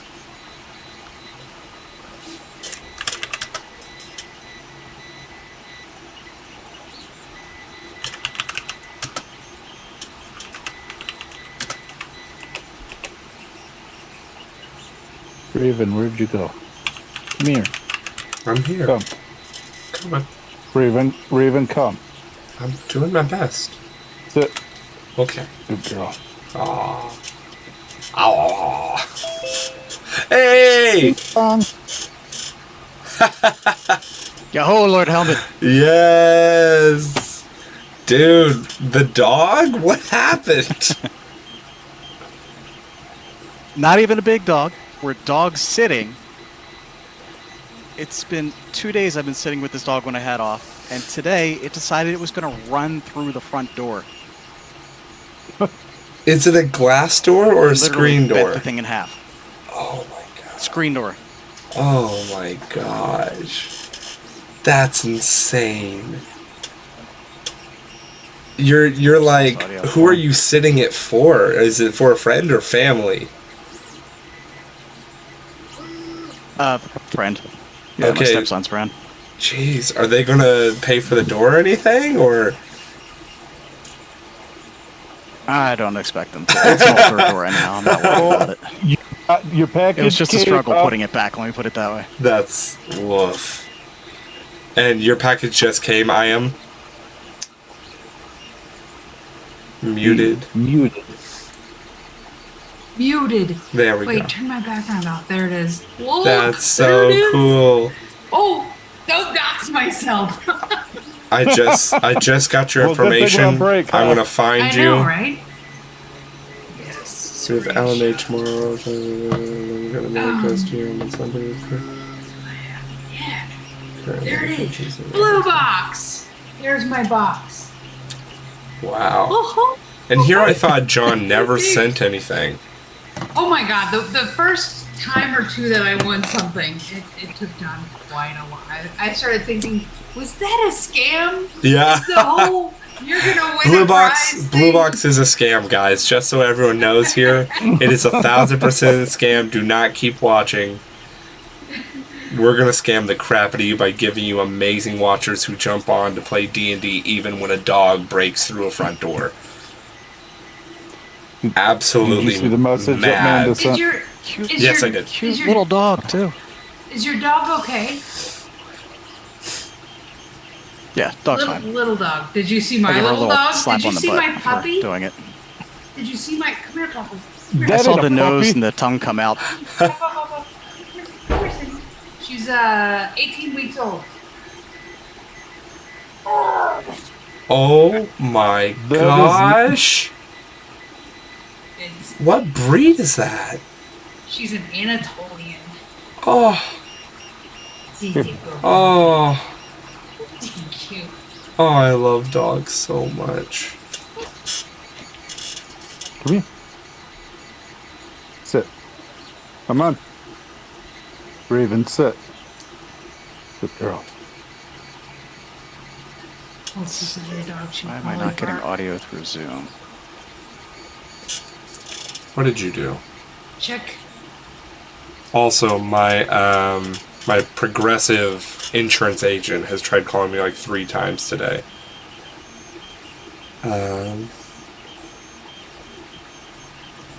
There's lots of little blue box stickers to add to my blue box sticker collection. Right? Is it Oh, deep? I'm saving the dinosaurs, so when I and see the John, QR code. I'm so glad you won. Also, Amanda, can you actually hear my printers? Can you guys hear my printers? Yeah, oh yeah. Oh, No, No, I heard the don't swish hear it. swish. Yeah. no. Not now, but earlier I did, yeah. that's so weird. Why don't you put it back in the plastic? Oh, it's because it's through Oh, that's so OBS.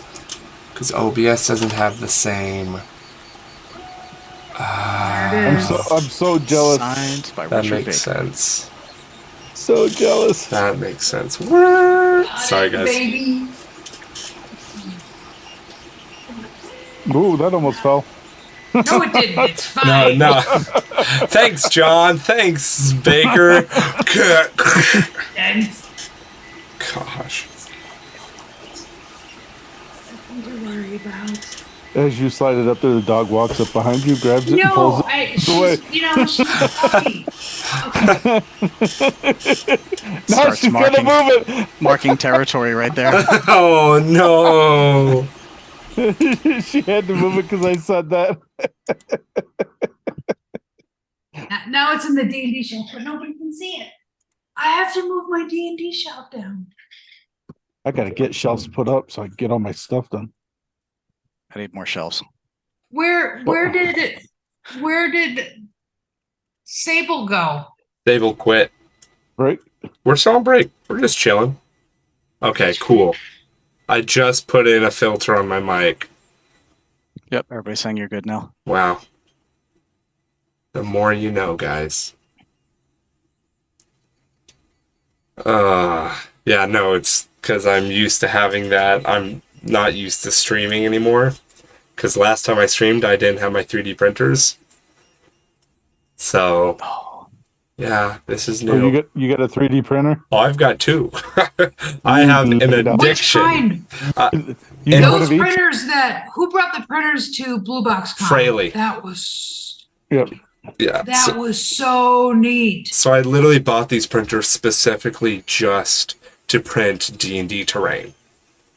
And so I have buildings upon buildings upon Wait, buildings. so why don't we have a mini set for this? Because I don't have a Because- second camera. And none of his You know, minis are painted yet. OBS lets Shut you up. set up your you can use your cell phone as a second camera in OBS. That's I've done it. Yeah. Yeah, see, Josh ordered this really nice big box set of different minis and dragons and all that stuff. How many of them are painted, Josh? shut up. I don't need your sass. I don't need any of that. Like, this is my newest mini that I love so much. Well, let's see. That's not a mini. That's a maxi. That's a max. Wow. Yeah. Look at that. So this is depending on what, because I'm. Wait, it's got like tentacle legs? Yeah. Yep. So this is going to Wow. be the first in-person. I'll turn on my screen so that people can That is see it. pure anime nightmare fuel. Yeah. Okay, here, so people Wow. can see it, and I'll pin my video. There we go. So this There you go. is Look at that. my new mini maxi pad, whatever you want to call it. That's Really cool. Yeah, so depending. What colors are you going to paint it? So what I'd like to do is I'd like to do the lower body on the outside, a like black base paint, and then a purple top, and then dark green on the accent pieces. And then for the exposed muscle top, I want to get that maroon or dark red kind of muscly texture color to it. And then with the wings, I'm thinking of black and gray and white as the accent dry brush. Wow. So that one's definitely going to take a while. That's so depending on what my players do, we'll how do I unpin? Remove pin. There we go. We'll see, because it's my first in-person campaign in 5 years, and I'm so excited. I am so excited. I haven't gotten to play in-person D&D and run in-person D&D in like 5 years. It is so pretty. And then this was another piece that came with it. It's this rat ogre. Come on. There we go. Oh, look at him. Yeah. Mm. I have so Right, many the rat, claws. like, I'm about at this point where I have almost every base level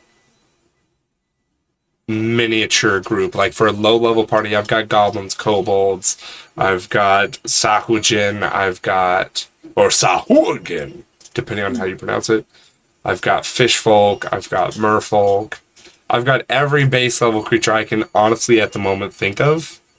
Because every time I'm like, oh, I actually don't have that, I buy that mini. Because I don't need to afford living in LA. Also, check out the winning of that's Tracy. so cool. And today, Signed by the Baker Man. So cool. Yeah, I have so many rats. Dollar Store DM. Once Zentari the Sexy returns, we will jump back into the game, where somehow Antiquitous Armand Le Sabreur will enter the group and also will be in the jail cell with them. As they, yeah.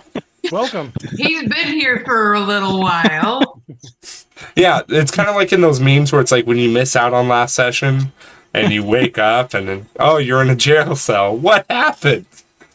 We were Straight up talking from to the south. Faye. They took me as a foreigner, a spy. That you were what are you again? A man. Armand is Battle Master. He's a man. He's just a man. I'm but a man. I'm weak. I'm haunted by apocalyptic visions. Thank you, Josh. right. You're the stealthy guy. You're the He right. stares off into space randomly. Yeah. Yeah, you're gonna love Zentari. Yeah, Let me both tell of you. you. You guys, you two are destined for true love. Thank you. It was very... Destined for absolute true love in the jail All right. cell. This is like jailhouse love romance. It's gonna happen. Wow. I'm not in the jail. You're Greyhawk coming is though. the new black. Huh? Yeah, yeah. Truthfully. Zentari's... I'm trying my best to get him along with the party, and I have no idea how to make this merge happen. But we will see. Okay. Just wandered off. I've wandered off. I don't know what happened. Fell asleep in a wagon and woke up and was in jail. Romp. Roll in the hay. Okay. So, for all of those joining us now, we started off with the party talking with the Fae that they were confronted by and told to leave on presenting the mangled, mashed up, and wrinkled letter that was found on the dead body of the courier, the king's courier. The letter was read out loud by Sini and then read by the Fae guardian of the forest, Galeodon. The letter was returned, and then safe-ish passage was led by Sable, and then Zentari also helped lead the charge at a point, and then Sable saved his butt. Or saved her butt. Her butt. Her butt, yep. As then they were led out of the forest to then meet up with a rather rude merchant who was then passed out due to the visage of Sable being a Fae and the fear that has to do with the Fae in this area being angry, evil creatures that are attacking anyone and everyone. And as such, the body was ditched in the woods, just kind of left to stay passed out in the woods, as in they also just kind of left the wagon because they walked up. So the wagon without rider is just chilling in the center of the path. As Sable also took the cloak of the man, and then also a sackcloth tunic was made out of one of the hay bags. And they approached the gate, in which Sable was not very stealthy. Sini and Zentari were not very persuasive in their selling of this letter, as Sable was seen and then ran inward towards the town, where a chase, very short chase, ensued, running through the blocks upon blocks, where Zentari then hid in an alley, climbed up to the top of the buildings, ran along to try and follow this pursuit, as then by the time that she approached and saw what was happening, Sable was already being handcuffed, and so was Sini, taken into custody. As Centauri, and Armand, because he was there the whole time, guys. Absolutely incredible work was done. If it wasn't for him, they would have killed that guy on the cart. Armand did a great job the whole way through. Silent Bob. Yeah, Silent Bob. Because he was bobbing along. As Armand was also handcuffed and taken into custody in the basement of the Baron's estate, as Armand, Sini, Sable were all thrown into a prison cell to await whatever hearing or meeting with either the law or the Baron himself. Centauri. My loyal friend, I'm sorry that you have been here for all of this. Armand, why didn't you speak up? Why didn't you help? You just followed along like a zombie. I was in one of my moments. Bad guys brings weren't back- coming for you. They were coming for us all. But this is great. This brings back so many fond memories of prison time when I was a soldier. Pleasant. Is this a kind of prison that has like a secret exit, secret tunnels? We should look. You might be better at that than... Perhaps. If you would like to investigate to try and find a secret passageway from this cell, certainly. I shouldn't because I'm dumb as a box of rocks. So. I'm not exactly the smartest rock in the box either. Wait, so is our whole party pretty much dumb? Yep. We are the Yeah. Other than Centauri. Centauri's smart. strong, but not so smart. Yeah, Yeah, we have experience. Secret He's talking to voices in his head. We're screwed. Come on, Right, find it. Through the mountain, secret tunnel. What'd you get, Armand? First rule of the jail cell, this is my corner over here. Just remember that. Is that where the secret tunnel is? 9. 9. Yeah. You look around this space. You're tapping rocks. You're listening into the ground. You're sniffing the dust, checking the cracks, checking their cracks, checking everywhere. Hey now! And There's no secret tunnels back there! Josh. Armand, I told you! I'm not You're even not here my type. 2 minutes and he's already gone there. I would like a clip of that as well, please. Civilized, Wow. weird people. Yeah, Armand, you sadly do not find any secret tunnels in this That's room. what you think. That's what I. Gosh. And he has a red slap mark across Yeah. his face. My rosy No. cheeks. Now what? Centauri.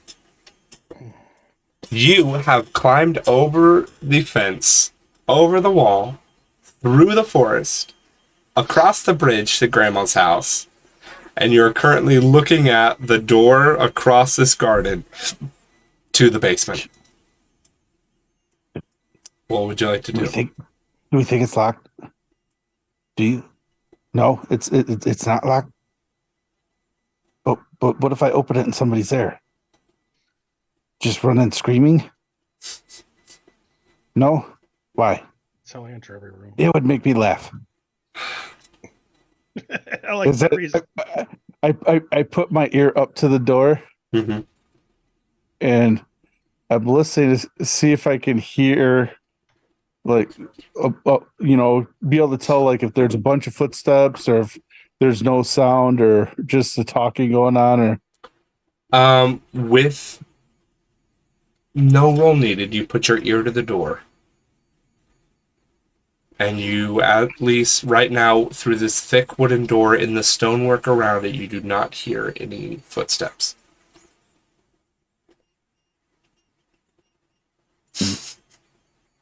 Well, nobody's home. Let's go in. So I grab the knob and slowly turn it to to see if it's locked. Okay. You turn the knob, and it clicks. That's not good. That's not good. It clicked. Click, click, boom. Thing's not good. And I turn it again. You A little turn more. it. It seems like it's kind of at its extent of turning. Okay. And I'll slowly push on the door. You slowly push on the door, and the door opens in front of you. I let it. So I don't open it. I don't open it all the way. Oh, I okay. just open. I'm kind of peeking in to see what I can see. You look inside. It looks dark. It's dark. Light. Just open it. Is it light outside? It's very bright outside, so your eyes, even Okay. like for me in my games, dark vision is a thing, but you need to have your eyes adjust to the darkness for the dark vision to take effect. It's dark. So I push the door open just a little bit more. Mm-hmm. And I kind of lean my head in just a little bit to see if I can see anything.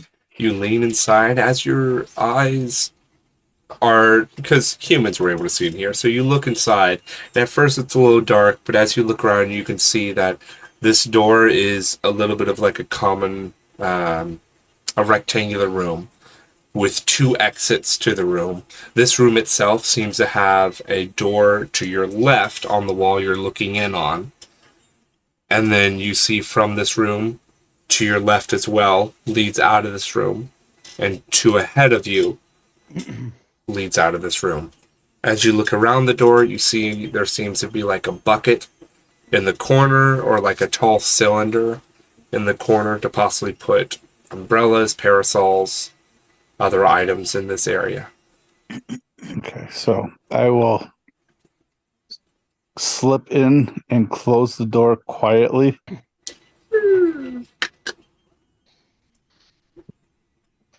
And so I don't see any of their stuff to be able. Okay. And I'm as I'm moving, I'm listening to see if I could hear, any of my friends talking, or if I could hear it or not, to be able to determine which way I need to go. Or Make a perception check. Make a persuasion check on the walls around you. They went perception. Well, at least that's a +6. They went that way. So it's a total of 16. 16. You stand there in this little almost antechamber listening as you begin to hear male voices talking from that passage to the left. As you hear them speaking as their footsteps approach. What the hell was that? Why was they screaming? One of them said they had a letter from the king. Why? Why is they even here? And why is there a satyr here in our dungeons now? I don't know. It makes no sense to me. They were extremely crazy and rude. Just very out there with their emotions. I know, it was very uncomely to see. Faye. That's fair. That's fair. Faye. So You can never trust them. You'll never know what's going on. They're so emotional. That's why they can never get into politics. and does that sound like it's coming closer to me? Yes, it seems like it is coming your way. Okay. And is there any place for me to kind of duck down a little bit so I can kind of hide? Or There is that door to your left, which seems to be just a flat wooden door. Maybe leads to another room. Maybe leads to another area that you can hide behind. There's nothing I can just kind of duck down. Not The really. room just wide open. Okay. Yeah, this room is very, very open. The only things in this room are that door, the 2 ways leading out, some hooks on the far wall, and then that tall bucket to your right. What's in the tall bucket? You see a bucket and a mop. You see in that Okay. tall. Thank you, I got it. thank you, Hagar. As you walk over, you actually do see what looks to be a tall broom in it. You see a mop. Yeah, Amanda. You see a broom, mop, and then what would be like a dustpan like item in that bucket. What's on the hooks? Anything like clothing wise or no? Yeah, you would see like two robes, one cloak and a robe on the far left hooks. So I take one cloak and put it over one of the broomsticks and kind of put it in the doorway and take the other one and put it alongside it so it looks like something's going that way. So when they come up the stairs, I'm going to be against the wall, tight against the wall, as flat as I can as they come up and see that standing over there. That's why he's the intelligent one of the group. So, okay, give me a second. So, you're trying to grab like the broom or the mop or whatever. You're going to put the cloak over top of it and lean in the corner so it can fully cover you? Or No, I want to put it. Well, you know what? That might not be a bad idea either. Wait, no. But the way my head worked is it went to the hallway and put at the entrance to the hallway. You're going to take the bucket with the mop and put that over it, so it looks like it's kind of trying to get it to balance itself. Okay. And stay. And then take the broom and put it alongside with the other one, so it looks like two people are right there going that way. And I'm going to be up against the wall, hoping that this stuff stays and that they don't see me. So I could sneak down. So when they get upstairs, if that stuff falls over when they get upstairs, I'm going to try and sneak down the stairs. Just to make sure I have this clear. For the third time. For the third time. There is the bucket all that in the middle in their eyesight as they're coming down the hallway, so they'll see it as like a person, or it's laying down so they'll trip on it. No, it's so you said that there was a hallway, and then Yes. where they're coming from, I wanted in the other hallway. So it Oh, looks like in the other one. Yeah, so it looks like something's walking away. Gotcha. There we go. So, okay. Let's see how this goes. It's kind of a confusion. Yeah, roll a stealth check for me. So they're talking. Ooh, yeah, that's good. 17 plus 6. Okay. So 23. You are just flattened against the corner closest to the hallway they're coming from. And then the other hallway, like an L shape, going out the other way. You hear them approaching, not trying to be quiet at all, just talking openly. Just confused about the whole situation. What a normal day it started out to be. As they enter the room, one of them looks over towards the hooks and goes, "I could have sworn that I left my jacket here." As he enters, and then he looks over to the left passage. What the heck? And then he begins moving that way. And it's like, what? Ethan, what do you see? As he will begin falling behind him. Like, And I will try to sneak What? the way they Yeah. came. I'm going to try to go. another stealth check for me, please. As you just peel yourself off the wall and try and go down that left passage. Oh, an 18 plus 6. There we go. You peel yourself off the wall and start heading down that passage. Why is my coat on the mob? That's the last thing you hear as you're moving away. Is this a joke? That's dumb. As I'm going to jump back to the rest of the group. Armand, Sable, and Sini, you are all in the prison cell. Together. You're in one Okay, prison cell. Sable's not separated. No. You guys are here What do you for... mean by that? Are you implying that I shouldn't be with you guys? Something different? I'm implying that our captors Racist bastard. Oh, might have separated. You hear the footsteps approaching, probably about 10 minutes after you were thrown in here. As a man approaches, Boop, boop, boop, boop, boop, boop, boop, boop, boop, boop, boop. Here we are. As you hear the sounds of these footsteps on the stonework, you hear the sounds of clanking armor and chainmail shifting upon themselves, entering this prison cell area. Moving from the passageway to the right, you have a flat wall to your left of the cell and a dead end to this hallway and these cells. You are in the furthest most cell in this dungeon. Approaching are two guards in full plate, and then ahead of them a man in thick and heavy leathers. You see upon his head is a large wide-brimmed leather cap or leather hat with a buckle across the front top of it, silver gleam and polished, and against his neck, flowing out from between his coat and surcoat, is that of a purple reddish cravat. And then from his coat itself, the thick leather is a dark reddish brown robe coat. His cuffs are rolled back, showing a deeper red and a purple lining around the wrists themselves. On his side, you see what looks to be either a rapier, a basket rapier, or something similar to a cutlass in a sheath.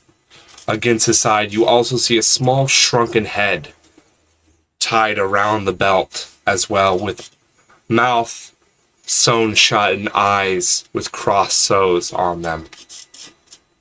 That's not creepy. You see on his right side also hangs what looks to be a lantern. As he moves forward, he has a goatee that comes down, but similar to that of like a W mustache. It comes down off lamb chops and up and over. Mustache, you said. As a mustache. I always forget, what is that actually called? Where it's no like chin beard, it's just up and over. Oh, it's a handlebar? Yeah, it's like a handlebar, but it connects to the handlebars lamb come chop. out. Yeah. So I don't know. But it looks like that. Chop. It's like mutton chops. Is it full mutton chops? No, well, mutton 'Cause chops are this- just these. yeah, They're mutton not chops are those. this. Because it's mutton chops into the I've handlebar. never grown a beard before, Come so I on, cannot help Tracy. It's called the Lemmy. The Lemmy. Yep, nope, that's it. You had it. you. Okay, so as he's approaching, we see this guy, and that he's clearly different. Yeah, he walks ahead of them. I'm gonna lean over to Armand and be like, you think that's the Baron? I think that's probably the Baron. I think it's the Baron coming down to a cell. Why would he come down to a cell? I do not know. I'm not good with etiquette with these types. Let me try something. Excuse me, monsieur. Barring your little friend attached there, that is a very fine blade you carry. Thank you very much. May I introduce myself? As he will bow. And he walks with a limp on his right side and carries what looks to be a silver hawk on the top of a cane. As he bows, hello and welcome. I am Captain of the Baron's Guard. I am Captain Elias Vulcan at your service. You have been summoned, and as such will be delivered to his Baron's presence. Excellent. I have a letter from the king. As she mentioned, she has a letter for the king. It sounds like you have a letter from the king. We are in accordance. He says with dry humor. He looks over to the guard and nods as the guard steps forward, bowing slightly to him, and then goes up to the lock, unlocking it and opening up the cell. Your man nipples are still on you, so you were told Every time. to ride. Does Armand have a set of those as well? Yeah. Do we all? Yes, you are all cuffed with your arms behind your back. The other guard moves in and helps lift you to your feet, each of you. Where's For our gear? it has been taken from you. Are we like naked? Or No, we no, still you have still our have your armor. You have your armor, but you Our do not have your weapons. weapons or your backpacks. They're Germans. They're not barbarians. Yeah, come on. The only one that they do handle more roughly is, funny enough, you, Sable, as you are, instead of grabbed by the shoulders, you are grabbed by the chain and lifted up by that, kind of cutting into your wrist slightly as they lift you off the ground. This way, please, as the Captain Vulcan will begin leading the path forward, as you three are ferried out of the cell, and then the two guards behind you will be walking similar to like two circles and then a long protrusion. That's how you guys are walking currently through these hallways. As you guys walk down the corridor, you are then ushered up a set of stairs. Zentari, as you are moving down the corridor, you begin to hear footsteps as there is a set of stairs. As you move down this final corridor, it comes to a three-way split. To your left seems to be a dead end, but it comes to the top of some stairs that lead down. The path leads forward from here or right into a more brightly lit chamber.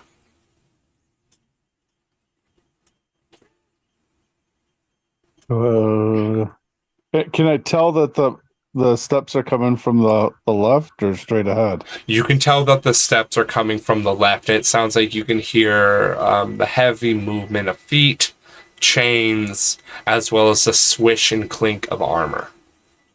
And this hallway leads, the straight one leads to a well-lit room. The right one leads to a well-lit room. The straight just keeps leading down this corridor with torch sconces on the walls, with tapestries of green with silver trimming to it. How far did the tapestries go down? Did they go just halfway down the wall or all the way down? Halfway down. They're Okay. not huge tapestries. I pull one of the tapestries down, Okay.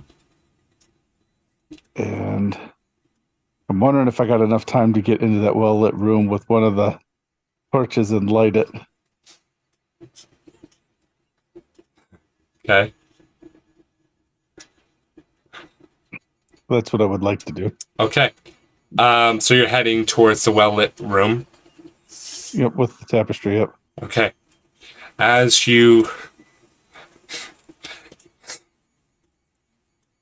I'd like you to make a perception check.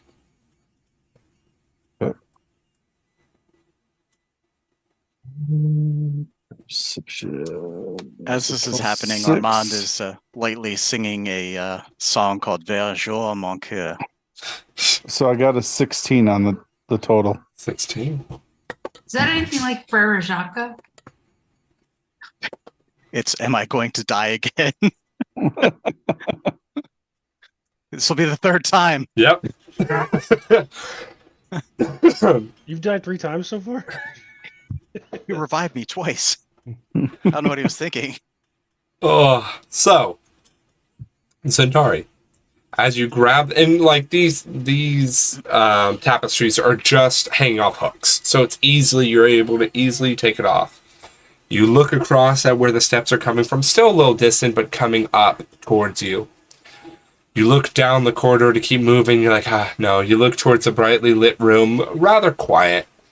You're like, okay, I'll head in there. As you turn right and head into this space, as you move in from the kind of dim lighting to very bright lighting of this room, you enter and you see what first catches your eye is a beautiful crystalline like chandelier at the top with different sconces of torches on the wall.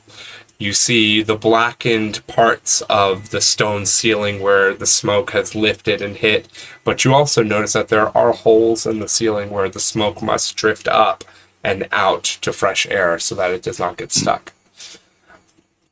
You look around this space and you see a beautiful red robe stretches from the far left of this large, like 40, 50 foot long room, probably about 25 feet wide. From the left side of the room where there's a large wooden door to the right side of the room, where there's a plump man sitting on top of a almost large throne chair, but you wouldn't really call it a throne. And you're kind of looking at him. And you're also seeing the guards on the wall that are just sort of standing there quietly. And the plump man is just kind of looking at you quizzically with one eyebrow raised.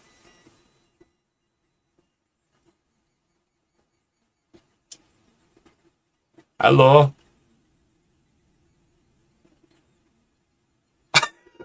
Hi.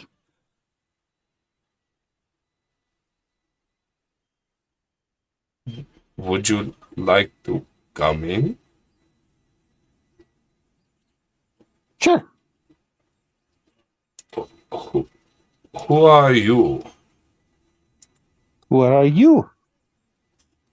I asked you first. And he gets a little, like, haughty. He's asking me. Yeah, he's asking you. No, Oh, I sorry, right. looked to my side. He's asking me.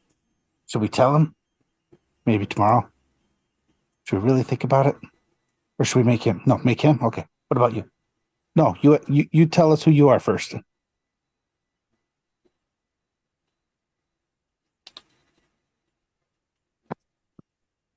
But I did say us.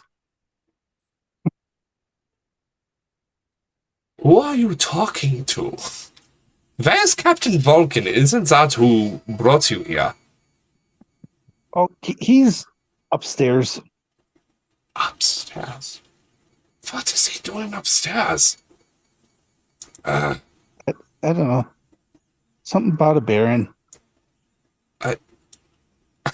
He just shakes, looks up at you. Who are you? Just Who are you? so confused, just so flabbergasted by this interaction. Guards grab him, grab her. The guards closest to the door look over at you. As they go to come at me, I throw the tapestry at him. Okay, the left one, they kind of cross their halberds for a second to the door, and he just kind of like, as he moves forward with his open visored helm, just will move forward with one of his gauntleted hands to grab you. You throw the tapestry at him, completely obscuring his view. The other one goes, "Hey, what are you doing?" As he then moves forward, the other one's tangled in the tapestry trying to get out of it. Centauri, what are you doing next? Okay. So if they're still coming at me, I'm gonna the one that's got the tapestry. I'm gonna try and shove it into the other one. Okay, I need an athletics check to kind of grab him and throw him into the other one. Oh, good to me, be good to me, be good to me. So that's 21. 21. Yeah, I rolled a 19 plus 2. You grab Man with the him die. and just throw the other one. You hear tink as they both fall down in front of you.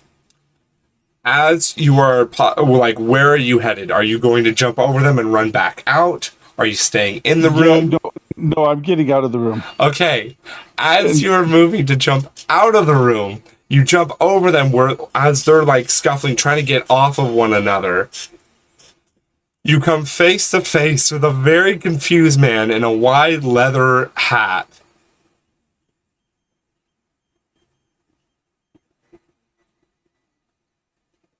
As he just slowly draws his cutlass-like blade.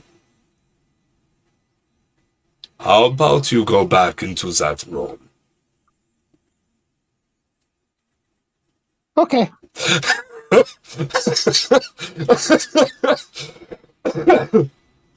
As, for brevity's sake, you are all taken into this room. Everyone's confused as all heck at this moment. You see the Baron, I have a letter.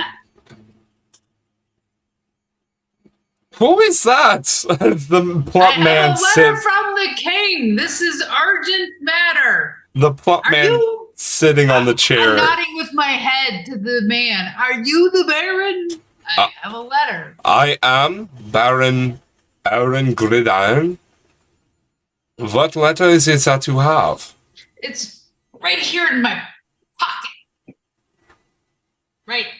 As Deep reach for a pocket. as It's he, right. It's in this front pocket right over here. he'll nod towards Captain Vulcan. Captain Vulcan will quizzically move forward and reach down to grab the letter from your pocket. At this point, he also looks at the letter as he will begin to move forward.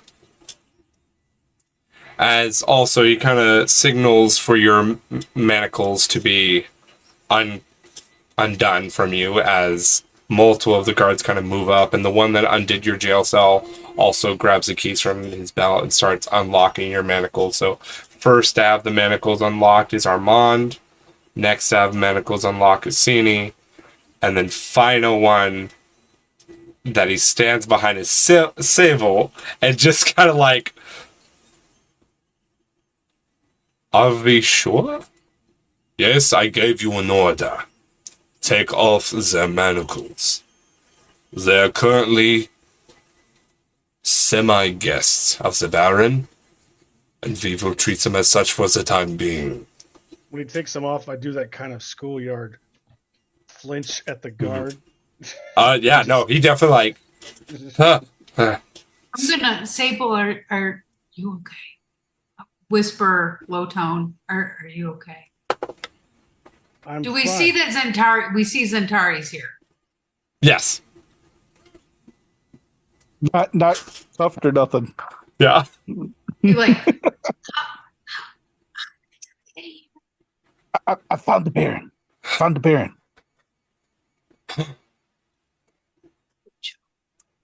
You, the Captain Vulcan grabs the crunched up letter, or the letter from your back pocket, and then begins. No, it was in my front pocket. Oh, your front pocket. Oh, awkward. That's he- why I was He kind of like Awkward.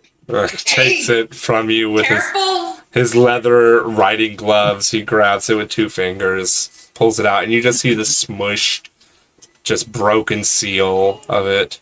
He looks at it as he's facing you and kind of turns around and walks back towards the Baron, where he grabs the letter and hands this pristine looking letter towards the Baron. The Baron grabs it.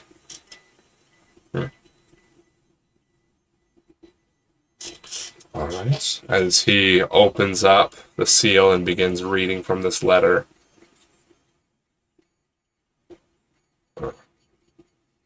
It is, his brow grows more and more furrowed throughout the letter's progression. I slowly back up against a wall. You are not allowed to. The guards by you kind of keep their hands on you. Hands off, hands off. That's No one can tell who you're talking to.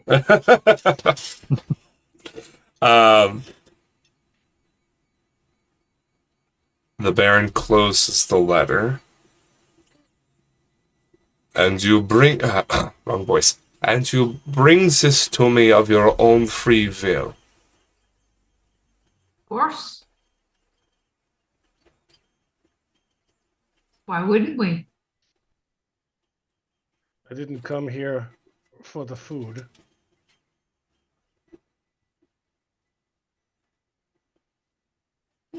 All right. He slowly hops off of his chair. He seems to be about 4 or 5. Like, he is a short human. He might be dwarf human mix, but he's a short human with a long beard that goes down to like his belly button. It is silver in the center and gray on the sides. A wax beautiful mustache that is curled upward. As he kind of takes...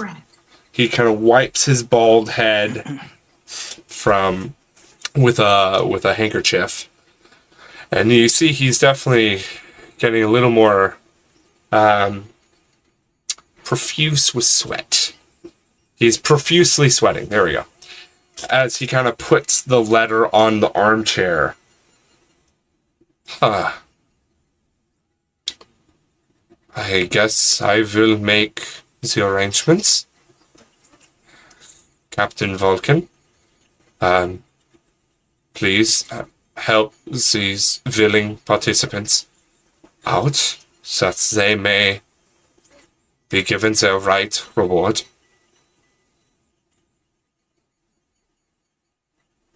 And just will nod and kind of scuttle off towards the right door. Is there anything anyone would like to say or do before he leaves? What does he mean? What does he mean?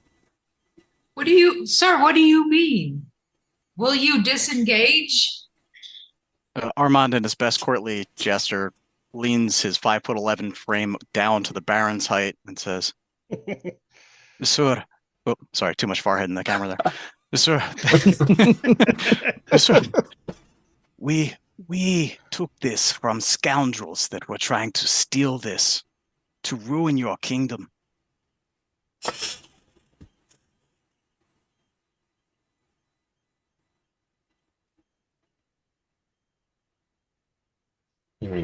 Make a persuasion check.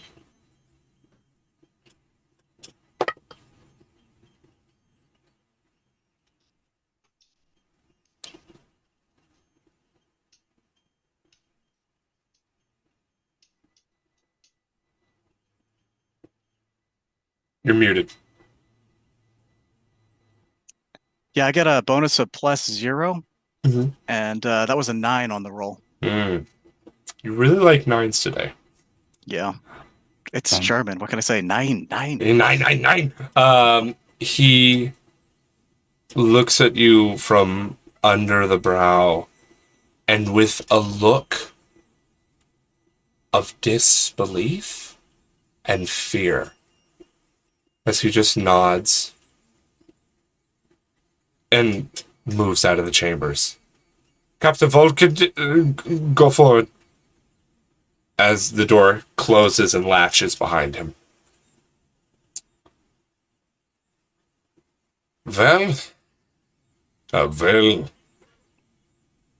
it seems the Baron has made the correct choice. As Sable, you feel the blade dig into your back as it presses into your rib cage. As you will take... Taxi?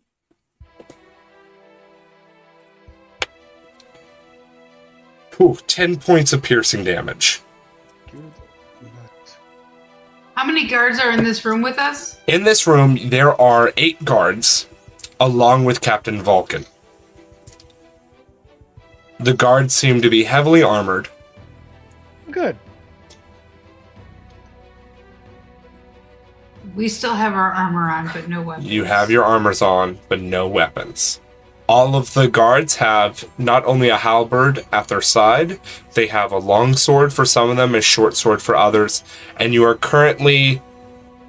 The best way to put it is Captain Vulcan is the closest to each of you. And then there are 4 guards on the furthest side of the wall, where the Baron just left from. And then there are 2 guards on the other side of the wall, with 2 more guards by Captain Vulcan. Anybody have a hidden dagger? So I would I have a sword and my bow. Yeah, None of that was taken you have from everything on you, Zentari. I would like you guys to roll initiative. Got it. Any I have a exits, small windows? knife. No I have- exits besides the... There are 2 doors on the side of the wall, 2 doors on the other side of the wall, and then 1 main door. That seems to be a large wooden door at the far end I of have the meeting hall. Okay. a mirthful... D20? D20 That's what I plus was- your dex. It's gonna be an I 18. got a 5. Sorry. 13. Okay, Armand. 18. Who's the next highest? Oh, I have a 9. I have a 19. Oh, So 19, Centauri. Centauri. 19, and then Sable, you got what? 5. And then Cini, you got what? 13. 13. Got it.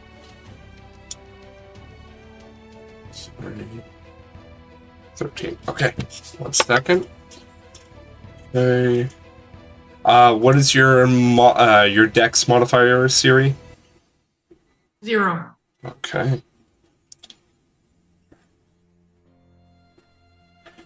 And then... Ooh. Okay.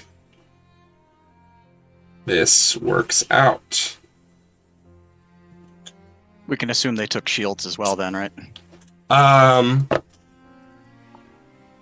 yeah. Like armor and stuff like that. Yeah, sorry. But I would say that 2 of the guards on each wall each have at least a shield if you would like to try and disarm and take weapons and such. How does grapple work? So, grapple in my games, grappling is an athletics versus athletics check. And whoever wins, let's say if you're trying to grapple them and you win the athletics and you're able to grapple them, which brings their speed to 0, they can still attack, but they just cannot move. And then if you... Part of the grapple, can we disarm them? Sorry, what? Disarm... yeah, if you would like to choose to do a disarm, it would be very similar, an athletics versus athletics check, to wrench the weapon off of them, or if it's in their sheath, you would just need to get a sleight of hand to try and pull that blade out before they can try and hit you or grab you from doing something. Okay. Up at the top is Captain Vulcan. After he stabs Sable in the back, he's going to push Sable forward. Sable, I need you to make a strength saving throw. Or be prone. The save is a 13 or higher. I got a 15. I'm telling Yeah. you, so I'm good. So you get shoved forward 5 feet, almost into the back of Cini, but are able to stand your ground. Captain Vulcan will turn at the only person that has weapons on them and will attack Zentari. As from one hand wielding the cutlass, the other one will twist the cane he has and pulls out a rapier-like blade. And will come at you with 2 attacks, one of which is going to be a dirty 20. That definitely hits. Barely? No, that definitely hit. Yeah, barely hits. And then his second attack will be...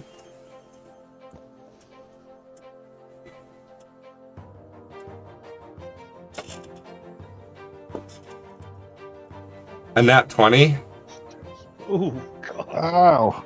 Ow. Also, Jeez. so Evil. everyone who's played in my game last time knows my homebrew rules for crits.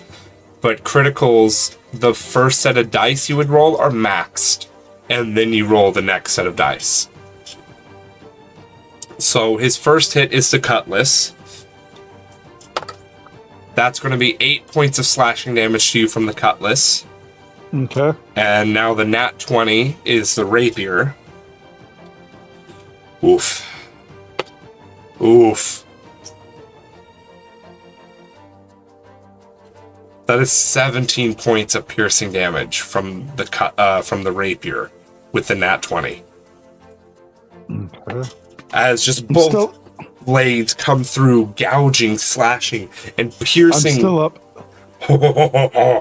Oh, as the rapier goes straight through your rib cage, you feel blood gurgle up along your throat as it starts to pour out your nose and your mouth. But the blade pulls out in a defensive manner. He stands amongst looking at everyone. As you see upon his chest, now with the cravat moved, the original symbol you found on the bodies of the rogues and thieves in the beginning. That odd circular blade up and down, tattooed and branded onto him as well. It is now your turn, Centauri. All right. I guess I'm going to. Stop bleeding. I'm going to shoot him with an arrow. Heck yes. All right. He is within 5 feet of you. Okay. Oops. Stop doing that.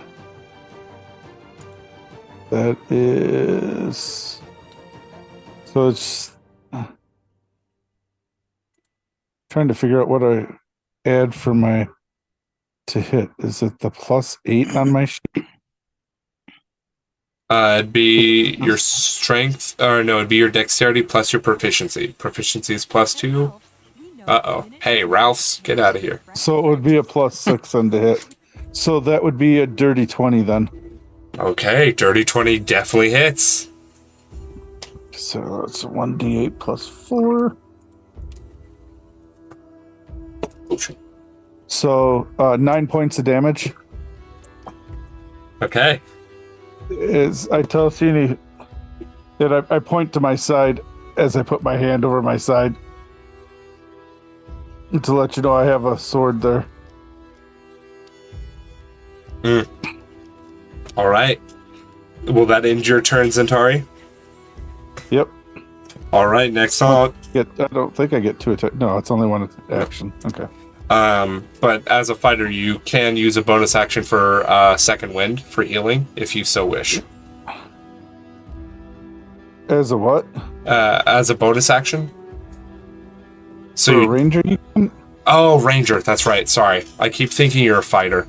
Okay, that's your turn. Next up is Armand. How much space is there between the captain and the guards? So between the captain and the guards, the captain in the center of all of this with you guys almost in a cone. The guards are to his back right and back left. You guys, furthest from him is Sini. Closest to him is Centauri. And then behind Centauri are both Armand and Sable.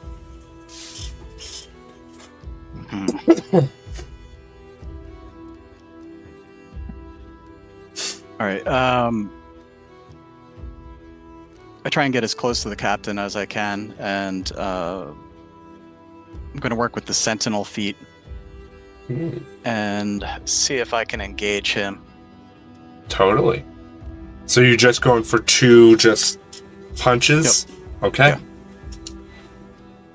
All right, punch. Horrible. Let's see. That's a 9 and a 19 on the roll. 19 will hit. Now, physical damage from a fist. 1d4. It'd be your strength modifier. It's going to be a +3. Okay. So 3 damage. As you swing once, he completely moves and just is laughing. With no weapons. Really? Caw! And that second one, as you just clock him in the right jaw as he spits blood, and a little bit of blood trickles down from his nose as he takes that 3 damage. As yes, you are now engaged with him in combat, and he cannot move away from you, or if he does, you can get that attack and possibly stop him. Let's see. Special. I believe I get the opportunity for a second attack, don't I? I don't know. Special actions. Sorry, trying to find it here. Nah, you're alright, mate. Yeah, action surge. So you'd like to use your action surge? Yeah, I'm going to use it this time. Okay. What's he armed with right now? He's currently armed with a cutlass and a rapier. On his side, he's got a dagger. Okay, I'm going to try and disarm. Okay, his actual weapons or the dagger? I'm going to try and take one arm out of action. Okay, so what is that? That's a Battle Master trait? Let's see.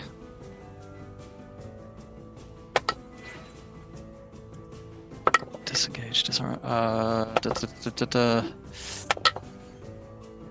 Is not. Sorry, not on the list there. All It good. was disengage, not disarm. All good. You can try and use your action to disarm him, so it's just going to be an athletics versus athletics check. All right, gonna try that. Athletics, I can use the bonus then on that. Yes, you can. Oh, shoot. It's gonna be a 14. That's going to be a 17 for me. As you try and grab his blade, he deftly moves the blade out of the way, Come on. Is that really the best you can do, Fey lovers? As he spits on the ground. I will have your hide for the wall. As he points at you, Sable. Would you like to move at all or staying by him, Armand? I'm going to try and see if I can, since he's looking at everyone else, work my way around his side. Okay, certainly. You can easily move around his side. The 2 guards behind him are still there. Next up are the guards. So the guards are going to... One of them's going to move towards you, Sini, with his halberd and just striking down towards you with it. That is going to be...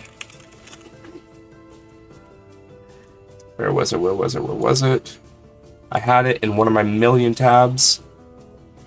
Oh, there we go. That's going to be a 13 to hit you, Sini. No. The halberd comes down right by you. Cling! Clangs against the stone floor next to you, cutting straight through the red cloth carpet. As then the next, it's going to be running up to try and stab Sable with the halberd. Of course. That is going to be a 10 to hit you, Sable. Does a 10 hit? No. Running at you with the halberd, runs and just completely misses, going right by you. The guards on the wall are starting to make a commotion and yell out of the doorway to try and get more reinforcements. A few will actually have crossbows up and will aim at...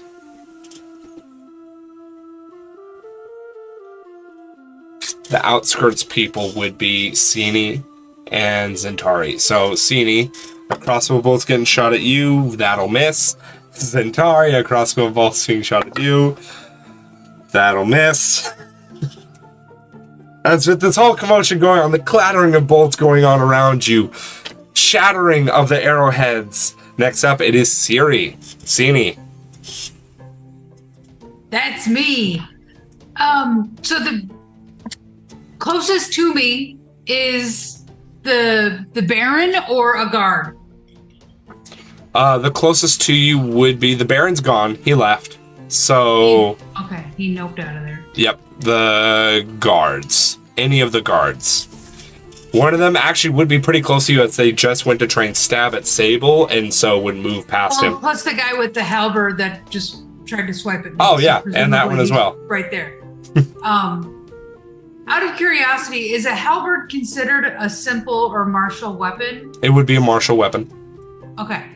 So then yeah, I'm gonna try to, since he's flinging past me, I want to try my first grapple ever. So yes. Let's I want to unarm him. Okay, so just do a straight athletics check against his athletics. 19. Now I roll bad. That's gonna be you. That's gonna be a 6.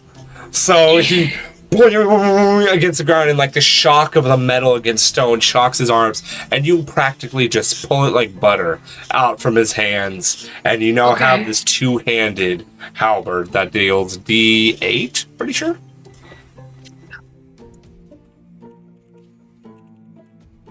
So what would you like to D8. do? D8? Okay. D8. I think, can I do... D10. D10 for halberd. Okay, D10. And, okay, so as a bonus action, I'm gonna... I'm gonna cast Steering Smite on my weapon. Right? Okay. Yeah. Easily. So the next time I hit a creature with a melee weapon, attack during the spell's duration, your weapon declares. All right. So you've used your action to wrench it free. You pulled your hand along the blade. And it's now covered in this crusted flame. And I'm holding it two-handed. And you're holding it two-handed. It also has reach, so you can reach creatures 10 feet away from you as well, instead of just 5 feet. All right, after her is our wonderful, lovely boy, Sable.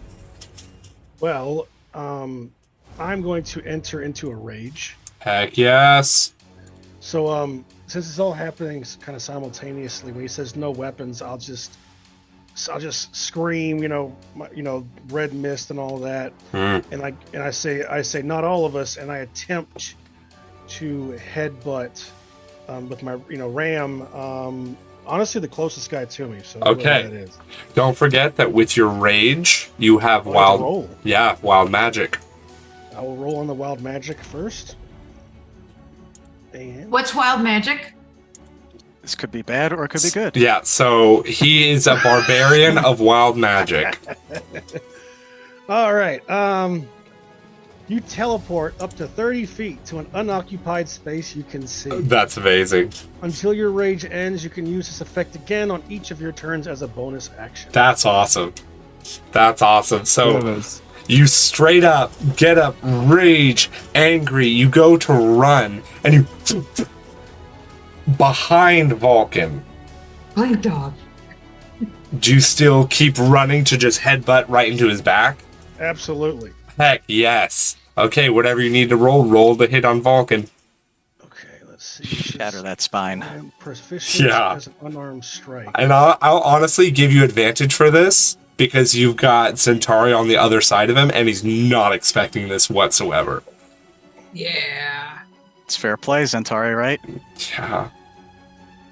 Okay. it says I Oh yeah. And forgive me, it's been a while. Sure. What does proficiency mean? Proficiency is just your proficiency bonus, so +2. Okay, so that is a 10 plus 2. So that's going to be a 12. That's an unarmed strike that That's with the deals. advantage. That's an unarmed strike, so it would be plus your strength as well, so 15. Oh, 15, yeah. No, you're all good. These quick character sheets don't help too much. Cool. Is that Yeah, it? 15 will hit exactly. And I do 8 damage. 8 total damage. Mm-hmm. This is Yeah. 1d6 plus 3 bludgeoning damage. Where's my phone? There it is. Yeah. You hear a nasty just slam and crack from his back as you just ram straight into him. And then... Does that Now, do... Josh, do you play roles for surrounded opponents? How Since he has so? somebody in front and back of him now. So like flanking? Advantage. Yeah. Yeah. I gave him advantage on the roll. Did you take that advantage, Sable? Did you roll with advantage? No, he did not. Me? Yeah, I did. Oh, okay, you did. Yeah, I just want to make sure. I was like, yeah, sorry. I was reading. Yeah, I rolled a 3 the first time. oh, okay. I was like, I just gotta make sure. Yeah, no, easily cracks into his back. You hear, damn thing, as he will turn around to be ready to just start laying into you, Sable. Does that end your turn? Bonus action, or no? Just rage. That's. I think the rage is a bonus action. Yep.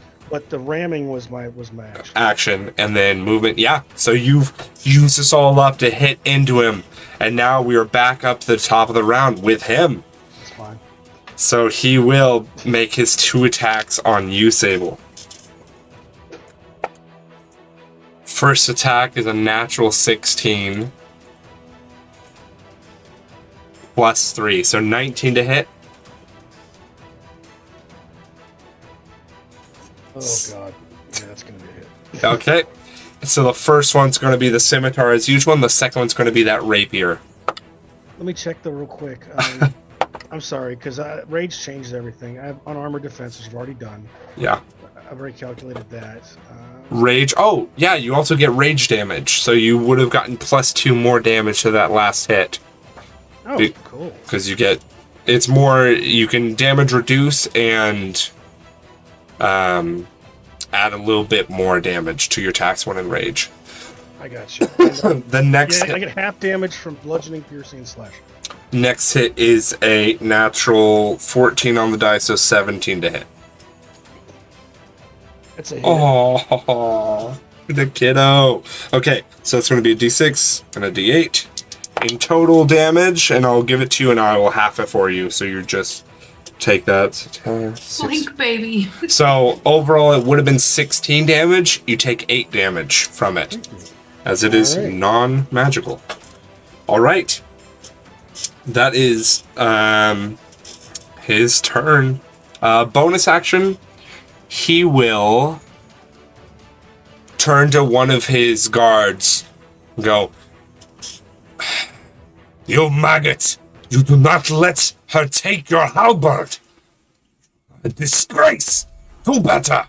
And he will give him advantage on his next attack. And that will end Vulcan's turn. Next up is you, sweet and lovely Zentari. All right, I'm gonna. Vengeance. Are your pronouns they, them? Or Zentari? Zentari, she, her. I think, yeah, I'm gonna shoot at him again with the arrow, with the bow and arrow. Perfect. Roll for attack. So it's 6. What does that say? +8 for my bow. You may have chosen archery as the ranger. Yeah, I did. Okay, then yeah, you have +8 to hit. Okay, so then that's 18 to hit. 18 will hit. Oh, wow. Okay.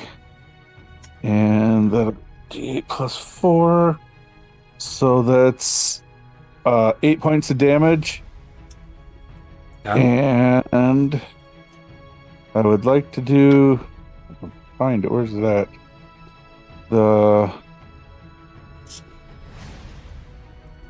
My special.